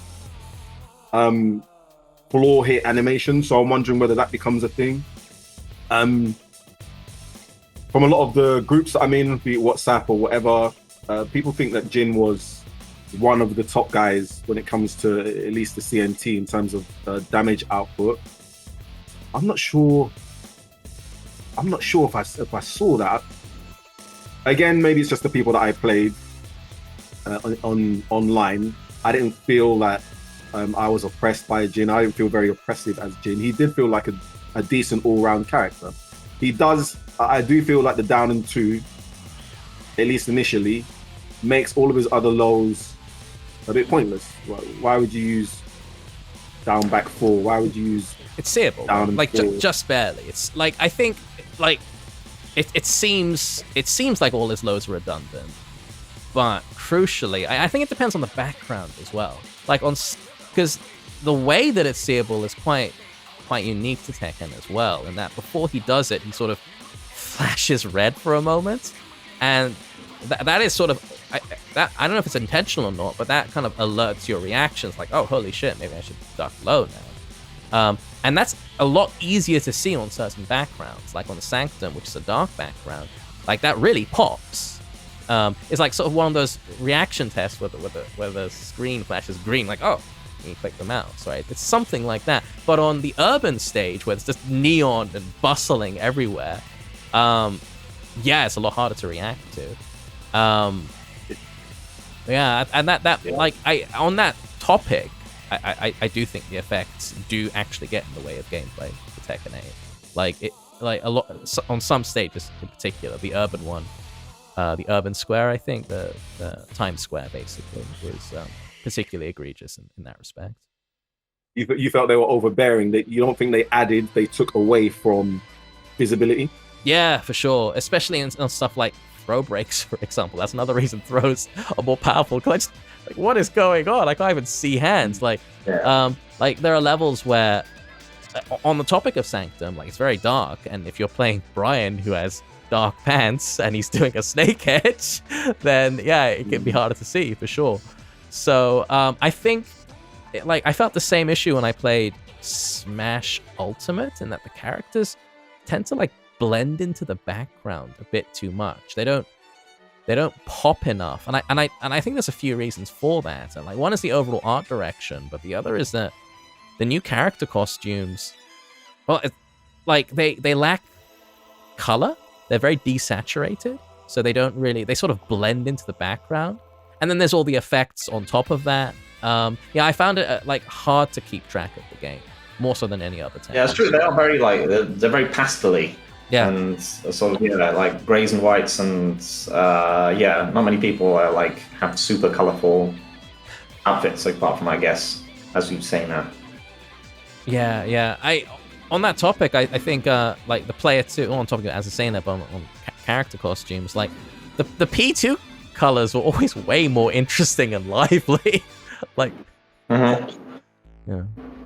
But yeah, on Jin, I didn't really feel like he was that good. I don't know, he felt I think he felt like just a reasonable example of what a character should be in this game to me. I think there were some characters that I felt were just very out of control. And again, full disclosure, we played this really short amount of time, and everyone was really bad, including us. But again, a lot of the issue with Jin at the top level was that his lows would get blocked a bunch. That's why you see a lot of high level Jins, your Daniel Madonias and your CBMs and so on, they're using nominally pretty shitty lows, whatever it is, down 3-3. I mean, this move just isn't. You look at that and you're just -14, doesn't do much damage, it's not even plus. Why would you do this? Because he sort of has to at that level. I feel down 2 sort of slots in here, Devil Jin's down back 2. Catch a side step, right?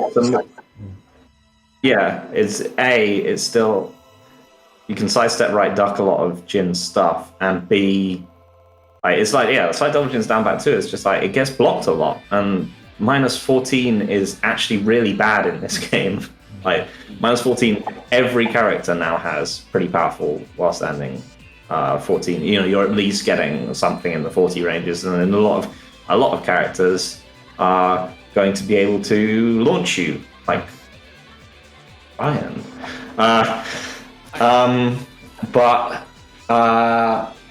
Yeah, I think his nerfs are like really significant as well. The parry recovery is really noticeable. Magic 4 obviously is not a launcher anymore. It's one of these like stuns into heat engages kind of things. I think the main things that make him feel better to me are while standing 4-4, which fixes up on his terrible low block punishment on small frames. Mm-hmm. That's really good. Down forward 2, I thought was really good. That's a homing move. And just well. in general, like it's just a really strong homing move for like hang, sidestep, right, duck, and just his poke range. I think those 3 things are really significant and much more important than down 2. But also they have to be balanced against like really like genuinely significant nerfs in stuff like parry, and the fact that like I think honestly his low game is if you assume that, again, there's some debate on this, but I think down to a seeable. If you assume down to a seeable, his low game is way worse. I mean, like Hell Sweep is so risky for so little damage now. It's not even a very good. I don't think it's even a particularly good like Alkizame setup afterwards. Yeah. But like you can just kick him out of everything. Like his lows are really. If they try to do a get up 4, if they're really committed to like smashing get up 4, you can get a forward 4 in, but you know that does leave you open. Yeah, but it's the fact that you can just kick him out of most stuff. You can back roll most stuff, and it's like again, he's gone from a wall carrying combo where he could fit in his combo extender and all this other kind of stuff to one hit. I think, and yeah, even just like the loss of stuff like down 3-3. Means that he's going to have to survive a long time and not have amazing comeback potential in a game where that might be quite difficult. Yeah. I think and down back I 4 think as well, he's not doing it character. Counts it. Yeah. Yeah, I think he is a character where, I mean, 2-1-4 being potentially a launcher on Gauntlet at the last hit, that's super good. That's really good. Yeah. But, you know, apparently it's hard. I'm trying, I'm not playing that character. But, I mean, you know, if you have more range on 2-1 and 2-1-4 is a counter hit launcher, that in itself is incredibly oppressive. You can just go like 2-1, 2-1, 2-1, delay 4, and get launched. Like, this is nasty stuff, but I still think that, like, oddly enough, the ironic thing in the end of it is that, you know, given Tekken, as you said, like him as the poster boy for Tekken 8, and you know the one that you want to play and you want to pick, I think optimally the way to beat him is going to be to weigh him out. Well, I mean, because one of the things we didn't actually touch on before is. So with them reducing the counter hit, you know, Magic 4s, Jin now has Magic 4 into his heat engager, 1+2. So one of the things we haven't touched on is just the heat engagers and what it means when it's multiple hits and all that kind of stuff. Yeah. So the way I'll relate that to Jin is if Jin's in heat, you waiting him out means effectively getting chip damage, right? And they have improved Jin's range. That's one of the things they did definitely improve. Jin used to struggle in Tekken 7 with range, but now the range on his down forward 1, the range on his jabs is quite significant. Yeah. So I'm wondering whether Jin sort of falls into a similar position as Hayachi in Tekken 7, where maybe he doesn't necessarily need the lows. Maybe with him having a 12 frame heat engager means it's quite easy for him to get into heat, punishing, you know, the 4-4-2 is amazing as well as a heat engager. It's 4-4-2. Yeah, always 4-4-2. Maybe he gets into heat and he can then just chip Yeah, chip you 2-1, down. 2-1, Maybe that 2-1. becomes 2-1, 2-1, 2-1, 4. That's Yeah. launch. Maybe that becomes his a primary part of his gameplay. Yeah. I think that's how I see that character. Definitely, like that's how he looks like he's going to play out in future. I think people are getting blinded a bit by down 2. Yeah. But yeah, 2-1, down 4-2. It basically turns him into a weird kind of Azumi, like, or even like Tekken 4 Jin. So I it was turns thinking- him into Tekken 4 Jin. It really reminded me of It's like Tekken 2-1 a 4. lot. He does 2-1 a lot. He does 2-1, and then he does like the equivalent of Laser Scraper in that game. You know, his homing right punch. He does. He's in a game with not particularly great backdash and really strong sidestep. He's just Tekken 4 Jin now. I still think that down 2 should be nerfed because like the strengths and weaknesses that you mentioned become very prominent at a very high level of play. And like you don't want to just balance for that level of play. Like that move is an absolute menace for anyone trying to get into Tekken. I think it makes the game much less fun for people trying to get into it, and it's going to make Jin a hated character.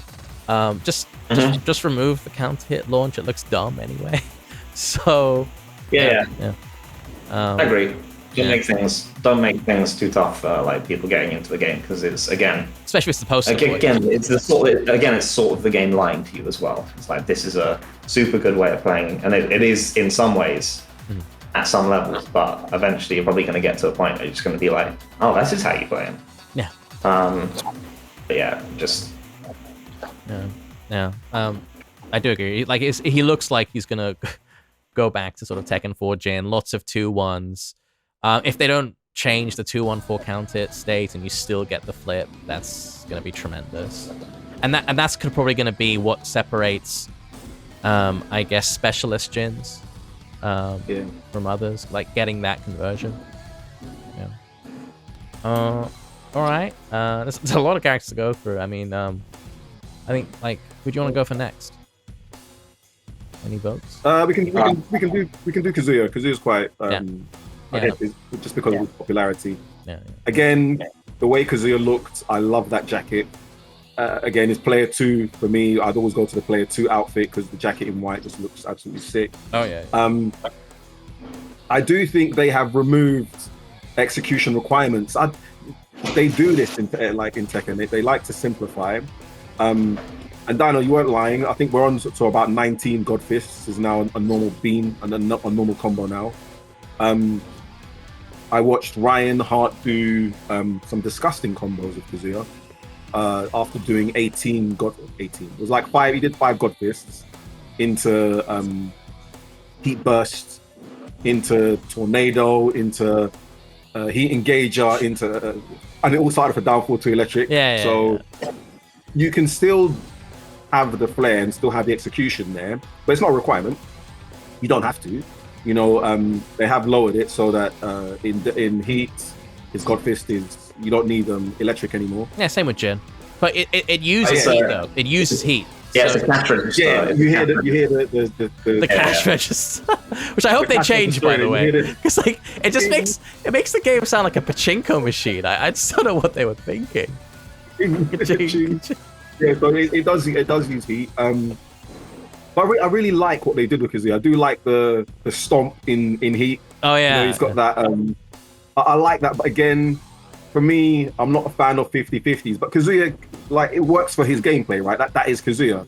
If you're close enough, now you have to deal for 50-50. So from that perspective, it really did play into his gameplay.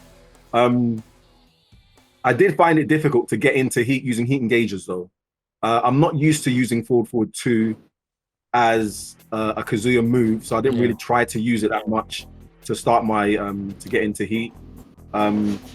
Obviously, his new kick string is broken. Obviously, I do like the string, but it's silly.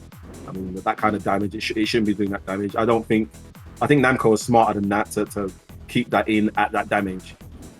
I think it's quite punishable, but you know, so they have to do something about that. But I really had a lot of fun with Kazuya. I really think I I like the direction that they're taking him. The 3-1 crouch cancel, loved it in combos. Using it against scrubs and then into the crouch dash 1+2. I have nothing but positive things to say about Kazuya, other than you do see that there's the simplification of what they're trying to do with the whole game. So Kazuya was another one that I felt had been affected by that. I mean, to me, Kazuya felt like one of the characters that remained more or less the same in terms of his game plan and like the technical requirements. I mean, yes, like you can do auto electrics and heat, but you're really sort of not encouraged to, because it does take up a chunk of your heat. And like he just felt like Tekken 7 Kazuya plus, and just more like, whereas Jin is like quite different in some really fundamental ways, and I think inarguably a much more streamlined and easier character to use. Kazuya still feels pretty hard. I mean, he's still a Mishima fundamentally. And yeah, he still seems like one of the more technical characters. I'd say like Kazuya, Brian, Nina still seem quite execution intensive and true to what they used to be. He synergizes very well with the combo system, and he's always been a high risk, high reward character, and that's cool. It's cool like when you launch someone with Kazuya, it hurts, and I think that's what the character should be about. You know, he's never been like a stable option, which is why he's never been tremendously good in tournaments. But stuff like forward 4-2 does give some stability. Like, it doesn't mean he has to always go in for the wave dash. I mean, he can sort of hang back with safe-ish mids. His forward 3 seemed quite a bit better now too, like faster. I think, you know, you won't get a combo, but it's a lot more usable. But yeah, he still felt like Kazuya, and his heat stuff is really dynamic and fun. I like the stomp. I like the fact that like it takes up a lot of heat when you use it. It's very powerful, but it takes up a huge amount of heat when you do the stomp. So like afterwards, I think the players yeah. I was going to say, what does the stomp do? Because I don't actually know. Sure. Because I saw like I don't think it does any damage. I think it's again, it forces you to have to deal with whatever 50-50 comes next. Exactly. So it's like a guard crush without guaranteed damage. So it just stumbles them, and he goes into Wavedash, so he now has the 50-50, and you have to deal with it. Yeah. It doesn't do anything on counter hit. You don't get like the God Fist guaranteed or anything. No. I didn't see anything. I didn't see anything like that. It's like a fast, I think, unseeable low with tremendous range. So like, imagine if like you have Law's Shin Crusher, but it's like, you know, half screen away. Yeah. And then you can kind of scare opponents with that. And then it is a free mix-up afterwards. And it's a mix-up. Does it actually do damage? No, no. The stomp itself doesn't do damage. Yeah, but it guarantees a mix-up into, and I guess it's a mix between Hell Sweep, like an extended Hell Sweep with, you know, the devil flying thing afterwards, or because you already use so much of your heat, I think the play, if you want to go for a mid, is to do a forward 4-2 heat dash cancel, and then, well, if you hit them, you get a combo, and if they block it, well, then you're +5-ish in that. Doesn't he have God Fist? But yeah, I mean, if you're about to run it, you should do 4-4-2, but doesn't he have God Fist? He's got God Fist, it's from level form. He has his normal electric. I can't remember if it was mid though. I can't remember if it was like Tekken 7 if it was mid, but he does have his easy electric version from the Stomp. Does he have forward 4 into launch? No, I never. Well, let me say I never saw. Whenever I did forward and forward, it's either hit outright or it was blocked. So I never got to. Yeah, I never saw someone crouch. I think someone mentioned he's lost the forward 4 into launch while in Devil. Yeah. Yeah. I mean, Kazuya is always Kaz, like in that he's got big whiff recovery on his moves, pretty much, and in games, you know, typically he doesn't, as I said, doesn't really have much impact because in games where the movement is bad, he gets mashed to death, and in games where the movement is good, he gets stepped to death. Yeah. So yeah, he's always like stuck in the middle, like and he's always the character where people are like, he's incredible now, and you're like, no, he isn't. Yeah, the Horong issue too. Yeah. But yeah, I mean, he seems. I played against him. He still seemed, fairly vulnerable to getting sidestepped, and still had bad with recovery, and so yeah, all the good. But he's still like. He's such a cool character. He's generally like the best designed Tekken character, I think, in terms of like risk reward and skill level and all that kind of stuff. He's the most like well balanced, everyone should be like him kind of character. I mean, I honestly couldn't tell you because I mean, as you can tell, I don't really know how good he is in Heat. I can't tell because again, everyone I played against wasn't very good. The main thing is, it's the string, down 4-3+4. It's this is just pointless. Like you could, this move has no relation to who Kazuya is as a character. It's got like, you could just bolt this on to any character ever, and it would be sensationally good. And you'd just be like, but why is it there? It's just a 4-hit, confirmable 70 damage knockdown / balls. Why? It's so inexplicable. It can't stay. There's no way it's staying. Especially if you're going to be like, if a lot of your stated or implicit game design is like, let's make this fun for newcomers. Newcomers are not going to enjoy this string. Not at all. Not like. Yeah, it's the same issue as like Jin's down too, right?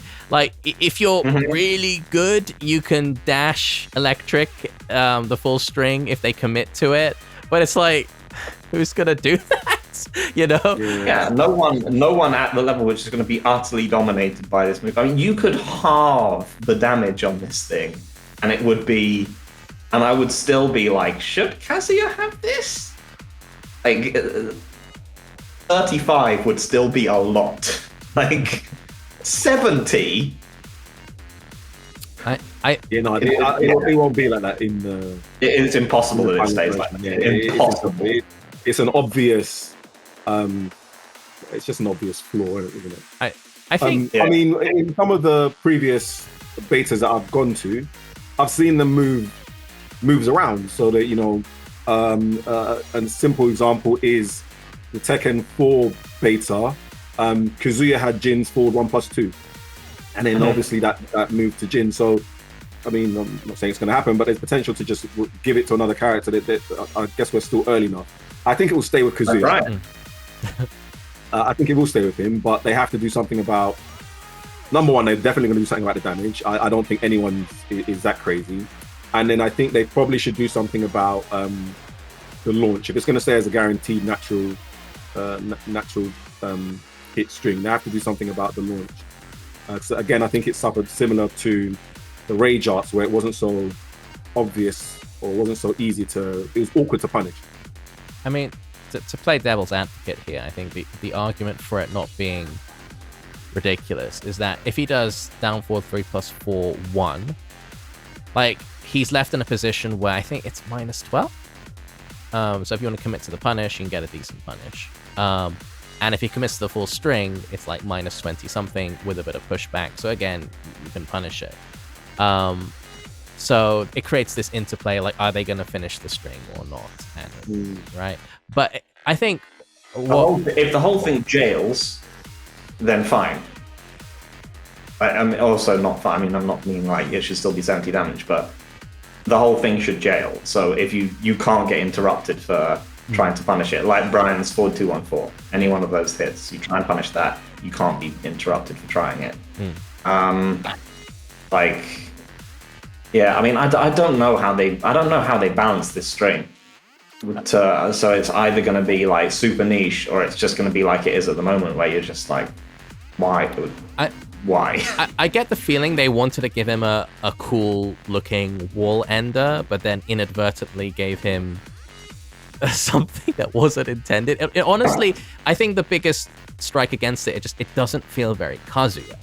Yeah, like nothing about this move synergizes with Kazuya's game plan. If anything, it makes him less interesting. I think keep it as a cool looking damaging wall ender, but reduce its utility anywhere else. Like, so maybe make it maybe not a natural combo, count hit only. Maybe reduce the pushback on the final hit, so you're always launch punishing it. That kind of stuff. Do you not think it's similar to his back 3-1, 4-1 or whatever? Is it not a string that looks at least similar to that? Because you're saying you don't feel it fits in with Kazuya. Because I thought it was, when I first saw the trailer, I thought it was that. I thought they had reworked that. I mean, it's just in its utility. Like, I think it's that like he's not really supposed to have just like a hit confirmable mid string for 1 million points of damage. But then again, like no one is. It wouldn't really fit with anyone's game. Yeah. There's no character you couldn't give that to, and they wouldn't be like, this is incredible. Thank you very much. This is going to be like 30% of how I play from now on. I think it's because Kazuya is such a sort of like distinct character, right? That like having this sort of generically powerful tool just really sticks out, especially on Kazuya. Especially when it's a string as well, right? Yeah. He's sort of like one hit damage, right? Knockdown. Yeah. So for him to have this string, as you're saying, it was like again Tekken 5 when they introduced Hachi's 2-2-1. It becomes such a move that's overpowering. There's no point in doing anything else. It sort of starts to dominate because there's no reason to not use it. And a lot of the videos that I was seeing, a lot of people were using it to punish. People were using it as their wall extenders. People were, when they're losing, that became their comeback mechanic. Just hit them with that. So it sort of became the go-to staple for Kazuya, which, from that perspective, it sort of outshined anything else Kazuya. That is Kazuya. Yeah. But yeah, I think with Kazuya, it just feels like for me, it just felt like Tekken 7 Kazuya, but more interesting and more flashy and more dynamic and super cool. I think it's really hard to go back to Tekken 7 Kazuya after playing him, because he's just so similar, but just so much more interesting. All right, there are 16 more characters. I mean, should we sort of, do you want to talk about another character or start wrapping things up or go to another topic entirely? I mean, up to you guys. So we can start wrapping things up. We can do a sort of summary of all the things because we've talked about a lot so far. Yeah. And one of the things I think it is a good piece of information to go out there, which we haven't discussed, is the heat engages. But we can, because I think Dino, you were the one that noticed there seemed to be either not a lack of consistency, but more it was quite difficult to work out what makes a heat engager a launcher as well versus something that can't launch once it's used as a heat engage. So I do think we should probably touch on that and then wrap up. I agree. Yeah. So I mean, just to set the scene, I think initially what the assumption was is that all heat engagers, when you're in heat, are active launchers. If you hit someone with it while you're in heat, it's a launcher because you can dash out of it. And I remember that the fear being things like Brian, there's no reason to do taunt jet upper. You might as well do taunt down back 1+2 when you're in heat because then you've got a guaranteed launch. Right. So that was the premise. But Dino, I mean, I'll give you the stage to sort of talk about what you seem to have found. Yeah, I mean, just like looking at them. So we all know, if you played the game, we all know that like some of them just don't launch, right? And the sort of loose rules behind it seem to be if it's a multi-hit attack, you're not getting again, I'm not sure if this is entirely consistent, but generally if it's a multi-hit attack, it's not going to launch. It's going to give you a knockdown if you use it and whilst you are in heat and you commit to the heat dash afterwards. This is what we mean when we say launching, right? If you do this with multi-hit attacks, you will generally get a knockdown and a free hit. And the second thing is anything below, let's say, 13 frames. Yeah, like so Jin's 1+2 and I guess jab ones, like even if they're counter hit. Mhm. Yeah, right, of course, yeah. So Law's 1-1-1 and Brian's 1-2-4, I think. Yep. That's true. So yeah, I think in general, they don't want these to be used as like Julia's 1-1-1. They don't want her old like G-Clef launching G-Clef from like previous games. They don't want counter hit jab launchers. They don't want people getting launched from -12 moves. They don't want like people -12, -30. They don't want like Jun and Jin getting like one button launches on this kind of blocked hotkeys. Yeah. I think the other thing is, multi-hit moves is an interesting one. Because some of them, I'm just like, why wouldn't you want this? I think the reason why is that they don't want to replicate Geese's back 3-2. And they don't want to bring, or like Akuma stuff. Because in these situations, if you do like, say, Akuma down 3 fireball or Geese back 3-2, these moves aren't hit confirmable. Akuma's down 3 fireball is not hit confirmable as into the FADC or anything like that. But it's the fact that there are 2 elements to hitting it, which means that it very rarely gets successfully blocked and punished.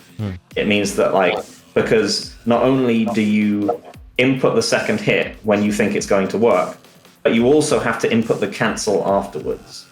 So I think with a lot of the 2-hit ones, they were like, they don't want people to be able to do the first hit, wait, see the second hit, and then commit to the dash. The 2-part element of it means it's much easier to hit confirm. It's a big reason for why Akuma and Gisa. So they just didn't want that. They didn't want people fishing with a 1 hit which they could then convert into a launcher. So yeah, Brian's sidestep 2, for example, sidestep 2-1 doesn't seem like the world's greatest move, but it's not a launcher in Heat because they didn't want him to have Geese's back 3-2, which is crazy. So is it as simple as it's just multi-hits? Because even everything that you said, whether it's under 12 frames or under 13 frames, everything that isn't a launcher seems to be multi-hit. So Howrang's down forward 3+4 Jun's both punches is, I think, 1 hit. That's 13 frames. And that's not a launcher. No. Okay. They don't want people. They don't want people punishing hotkeys with heat dash launchers. Okay. Which is I was thinking. Yeah. Because that's an interesting component, isn't it? I mean, because then again, going back to Jin, if Jin is in heat and he gets in his 13 frames, his 4 on counter hit, he gets effectively a launch then. But now it's Yep. And it's still a lot of damage. But again, it would be, I guess, I don't really know. It would be with Jin, it would be counter hit 4, both punches, heat dash, crouch dash 1. That'd still be quite a decent chunk of damage, but that would be you spending all your resources to do that. So yeah, it's not that much if you consider that. It's a kill situation. It'd be something you would do if it finished people off and you could, but other than that, so I think that's the general philosophy behind them. In most cases, it does make sense. I think Brian's down back both punches seems like a pointless move now. It was always a pointless move, but because that it doesn't launch, and Mac Punch does, and it's only 1, and it's unsafe, and it's only 1 frame slower than back 4. So with Brian, you're basically you should always just do back 4 into Mac Breaker. It's just that can launch, it gives you better heat engager, all that kind of stuff. There's some situations where there's some stuff where I was like, I see what you were doing with this. It doesn't work with regards to this character. But I think the general philosophies are no fishing with launchers from heat dash heat engagers in any way, whether it's defensively or like whether it's as a defensive counter hit tool or a punisher or just a whiff punishing random button to throw out. Yeah, I think that sounds like some sound reasoning. I think some people in the chat brought up some inclusions to that, which are single hit moves as well, like Kazuya's back 4, Nina's forward 1+2. These might just be anomalous. Like, generally single hit moves do give you a heat dash, cancel into a full launch. Yeah, I guess, those might be because they've got extra properties added onto them. I would assume, it's just they don't want, like, Kazuya's back four as a homing move. Neither forward both punches is a power crush still. Yeah, it is. But yeah, they clearly want you to be. The main thing is they just want to make sure that if you're launching from these, you have to commit to the you're not getting bonus properties on top of it. Yeah. It sounds like sound reasoning. Yeah. Okay. Cool. Oh, guys, is there anything else you want to sort of like bring up before we wrap it up? That's a final question, actually. Just one question. I'm not sure because I didn't think of this at the time. Does heat smash damage differ depending on how much heat you have left? I'm not sure if you guys noticed. I think it's always the same. So then it makes sense then that you can use up your heat. So it never ever makes sense unless it's a kill situation to use a heat smash immediately after going into heat, unless it's guaranteed. Because you might as well do all the chip damage, all your utility when you have a tiny piece left. Yeah, you can still heat smash, and then it does the same damage. Well, it depends on the situation. Like some characters have, let's say the opponent's quite low on health. Claudio's one is a low, right? And after a heat engager, it's like, well, they're immediately in a 50-50 situation, guessing for their life, right? So that's a situation where you might just want to go immediately heat engager, heat smash. That is if it doesn't make much, if it does nothing to the damage, and it's not a kill situation, you might as well take the piss with it and do as much whatever. And if you want to use it as towards the end, right? Generally, yeah. I think it's good to accrue chip damage generally, but I don't think it's like, Wait, Phil, like, do you think, what are your thoughts? That's a really good thing to bring up actually, because I would say like the one thing is that it definitely feels like specifically like an early Tekken 7 situation where like some of the characters have really good with the rage drive thing, like some characters have really good, really utilitarian ones, and some of them you're just like, I don't know what the point of this move is. I don't know what the point of Brian's heat smash is, apart from, as you said, like that was what Ezzy said. That was my only use for it. I was like, when I noticed that my heat was really close to the bottom, I was just like, fucking, I'm doing it. just like when I was like 2 pixels away, I was just like, it's a long range mid move that does a lot of damage. Maybe when it's plus on block, maybe it'll work and they'll die. Like that was, but even in that situation, like even that is niche, because in that situation I could have done his quarter circle forward both punches, heat dash, and I would still get I would get a combo on hit. I would do more chip on block. The only advantage that the heat smash has is that it's slightly faster. It's just the only time I would use it is if I'm in a poke war and I'm like, oh shit, I'm about to run out, die. Yeah. Like that's it. But other than that, it has almost no utility. It seems bizarre compared to the characters like Claudio, where you're like, this is something you should probably never have. Any low heat smash is king, is what I noticed. Any low heat smash is they're the best ones. The Kazuyas, the Pauls, the Claudios. Yeah, I mean even the Kazuya and Paul ones, I don't mind because they have a power low anyway. Yeah, they've got those moves anyway. Yeah. Still got Cell Sweep, and they've still got Demo Man. It's the fact that Claudio goes into heat and suddenly like it's like he's not designed to have one of those. Yeah. It was like Xiao Yu in Tekken 7, right? She gets her rage drive is hugely transformative because suddenly she gets a really damaging low, unseeable low that she doesn't have. Yeah. The difference with Xiao Yu is that she has to be back turned in a stance. She has to be back turned in her stance, and her mids from Rain Dance stance are not good. Yeah. Apart from depending on character, like her wall bounce, which is good, but they only added that in later and all that other kind of stuff. But like giving the character with maybe the best mids in the game, like, and I include Tekken 7 and I include Heihachi, rest in peace here. Like, Heihachi is hard. Heihachi's mids are easier to move around than Claudio's, especially when he's in Starburst.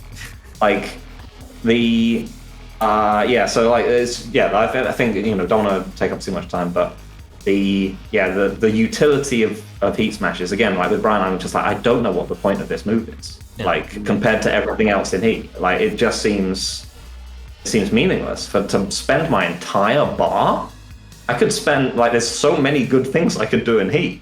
And it's not even like they were like they did taunt into heat smash in the thing, and I was like, maybe that's a sign. Maybe, like, because taunt is scaled, maybe the heat smash is the only thing that isn't affected by taunt scaling. So, like, it's a cool way of finishing heat. But no, it's just pointless. Use, if you get a taunt, you can do taunt back 4. If you've got heat, you do taunt back 4, and you do Mac punch, and they're dead. Like, you get a whole ass combo from this, and it spends all your stuff, and it's just way more rewarding. Like, I don't know what they're there for at the moment, really. Yeah, like Claudio in general seems like he's basically just Tekken 7 Claudio. So back 1, running 2, hop kick. When he has Starburst, forward 1+2.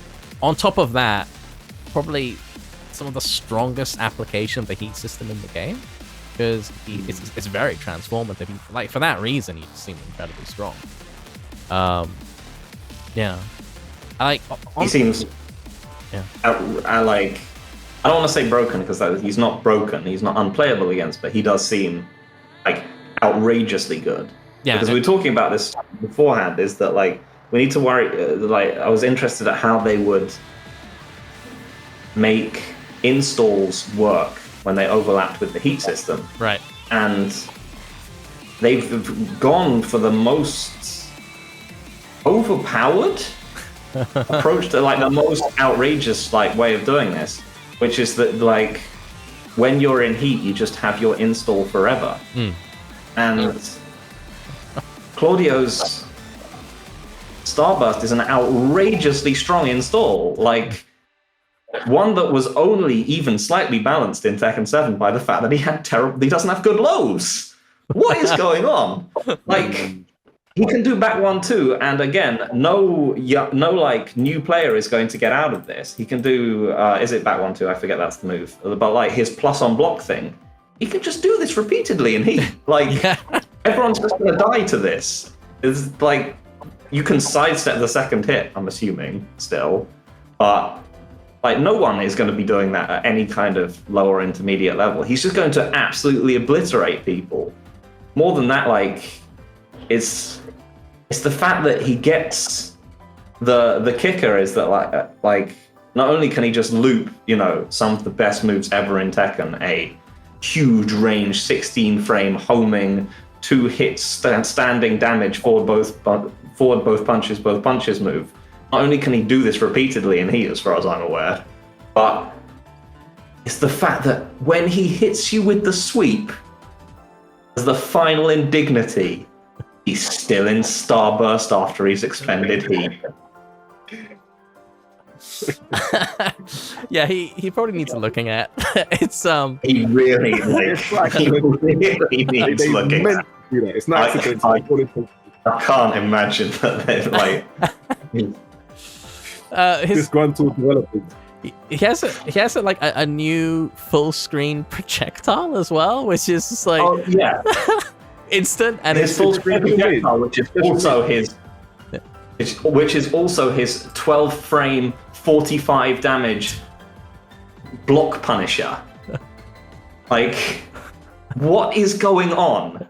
Like, this character is at the moment, like, I could not believe people were, like, talking about Jin and being like, oh, this is the character people need to watch out for us. What are you talking about? Like, people are even, like, apparently just, like, the projectile is hard to sidestep. Yeah, it's because it's so fast. Like, you know, with Hadokens, you can see them coming from a mile away, you just step them, but you have to really, like, you have to time your sidestep to be right after. He does a kick before it, so you have to react to the kick. And whatever it is it back 4-2? It's 4-2, just 4-2, just 4-2. Just 4-2. Yeah. And it's like, you have to react to the 4, which is super hard, and do a very precise sidestep. It's like, this is... And if you block it, it's a chunk of chip damage. So, not to mention he has a powered-up version of his running, too, which does, like, extraordinary damage, chip or not. So, yeah, Claudio is... that character, like, he is easily, I think, the character that, like, jumps out as being, like... It needs to be they need to really go back to the drawing board.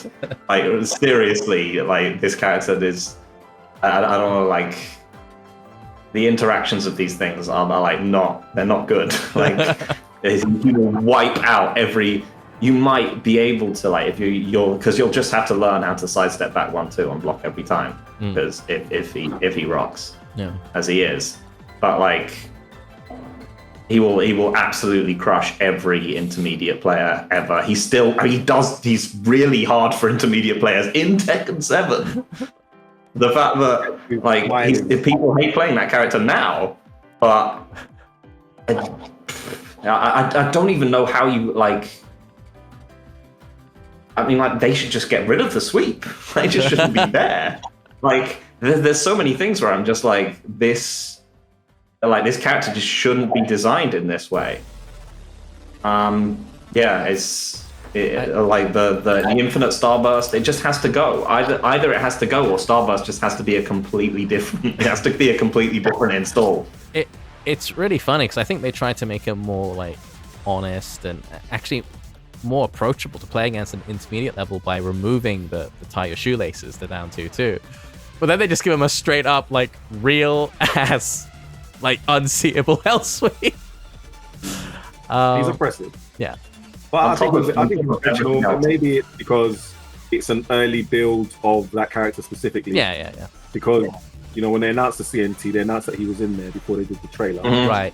Yeah. And they did the trailer just before the CNT, so I think it was just an early build, but it's interesting what the changes they're going to have to make, but there was a lot that was just quite overwhelming. Yeah. I get the feeling. I get the feeling. Go on. Sorry. Yeah, sorry, you go. Yeah. I just get the feeling. I think you brought this up before, that for the CNT they were rushing out to get the most stable build, and at that time Claudio was just sort of bunged in there, you know. And yeah, like, there's other stuff too, like his down forward 1 guaranteeing jabs, like, that clearly seems. I hope it's a mistake. I mean, it seems like they just didn't have much time for QA from that character before they threw it. I mean, that's what concerns me, is that, like, down forward 1 guaranteeing jabs seems like that just seems like something you can miss in testing. Infinite starburst in heat. Sorry, 5 attempts at starburst in heat is. That's a philosophical shit. That's a design choice. Yeah, that's like a design choice. Someone was like, that seems like a good idea. Like this, because, like, how are you supposed to get out of it? Like, you can't sidestep the character. Like, I mean, the whole point of should I use Brian's really good power crush against it? That's a great idea. But yeah, he's just he's already a character. His main thing is that he's incredibly difficult to move around in Tekken 7, and that his balances out with, like, poor, with like not great lows and not amazing counter hit tools up close. No. But as it stands, it just seems like it's going to make him impossible to move around when you can just loop plus frame things over and over again, and you will never be able to do anything, because essentially the equivalent of a rage drive is always waiting for you, which is forward both punches, which is, again, can't emphasize this enough, one of the best moves in Tekken. And he gets 5 chances to do it, or his plus frame mid knockdown wall splat move, which he can do from presumably from while standing or from standing position. I think baffling. I think probably the easy way to sort of nerf him is increase the heat expenditure on all the starburst moves. So instead of 5, you can do 2, 3 1. tops. 1. Yeah. 1. Yes, I in no way did I ever think when they were announcing this character that Starburst and Heat were going to be aligned. I was like, he's still going to have to, he's going to have to hit you with separate things. Or I was like, they're going to dramatically, or it's just his Starburst will just be like, he hits you, he does a Starburst move once and it's gone, like it is in this game, like it is in Tekken 7. Like 5 attempts at Starburst for free is mad.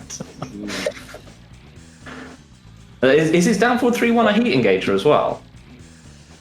Yeah, well, not down forward 3-1. It's 3-1, I just think, right? Is it 3-1? Yeah.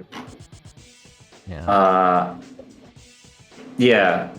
The old is that his? Okay, so it's not his old down forward 3-1. Okay, that's fair enough, because that also would have been the best heat engager in the game if it had been present. But yeah, he's the only character that. He's one of the only characters that clearly needs fixing. He's another character that benefits from the slightly wacky and inconsistent block stun. Because I don't know if you guys ran into this, but his down forward 2, the counter hit mid punch, is really hard to punish on block. Like the block. Oh, it just always has been. Yeah, I find it especially hard now. So yeah, it's sort of like a win God Fist on block situation. Like especially online, depending on the connection. Like they just do it and then duck afterwards and kill you for trying to punish him. Yeah. Unfortunately, it was sort of. I found it always like that. I'm always really happy with myself if I remember to punish it, because it just looks like tons of other characters' moves which are safe. Yeah. Like you trained yourself not to walk into like Miguel, Savage down forward 2, and all that other kind of stuff, and then you just got this move which looks just like the rest of them, but it's actually -13. I think we've gone through quite a lot of stuff today. We've gone through like just a general roundup of thoughts on Tekken 8, the systems, the nitty-gritty, the throw system, the tornado changes, like the overall philosophical thrust of the game, to movement, to some character stuff as well. Yeah, we didn't actually manage to talk about netcode and whatnot. Maybe for another time, but that's a whole other kettle of fish. But yeah, is there anything you want to bring up before we wrap it up? Not that I can think of. We can always stuff to touch on later.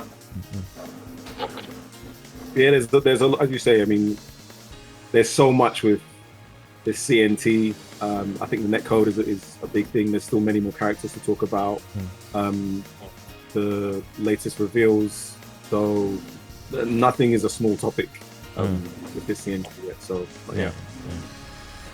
I think we'll probably do another one of these in a couple of weeks and kind of hit the points that we didn't this time, and a bit more character discussion, and yeah, there's lots to talk about over the coming months and whatnot.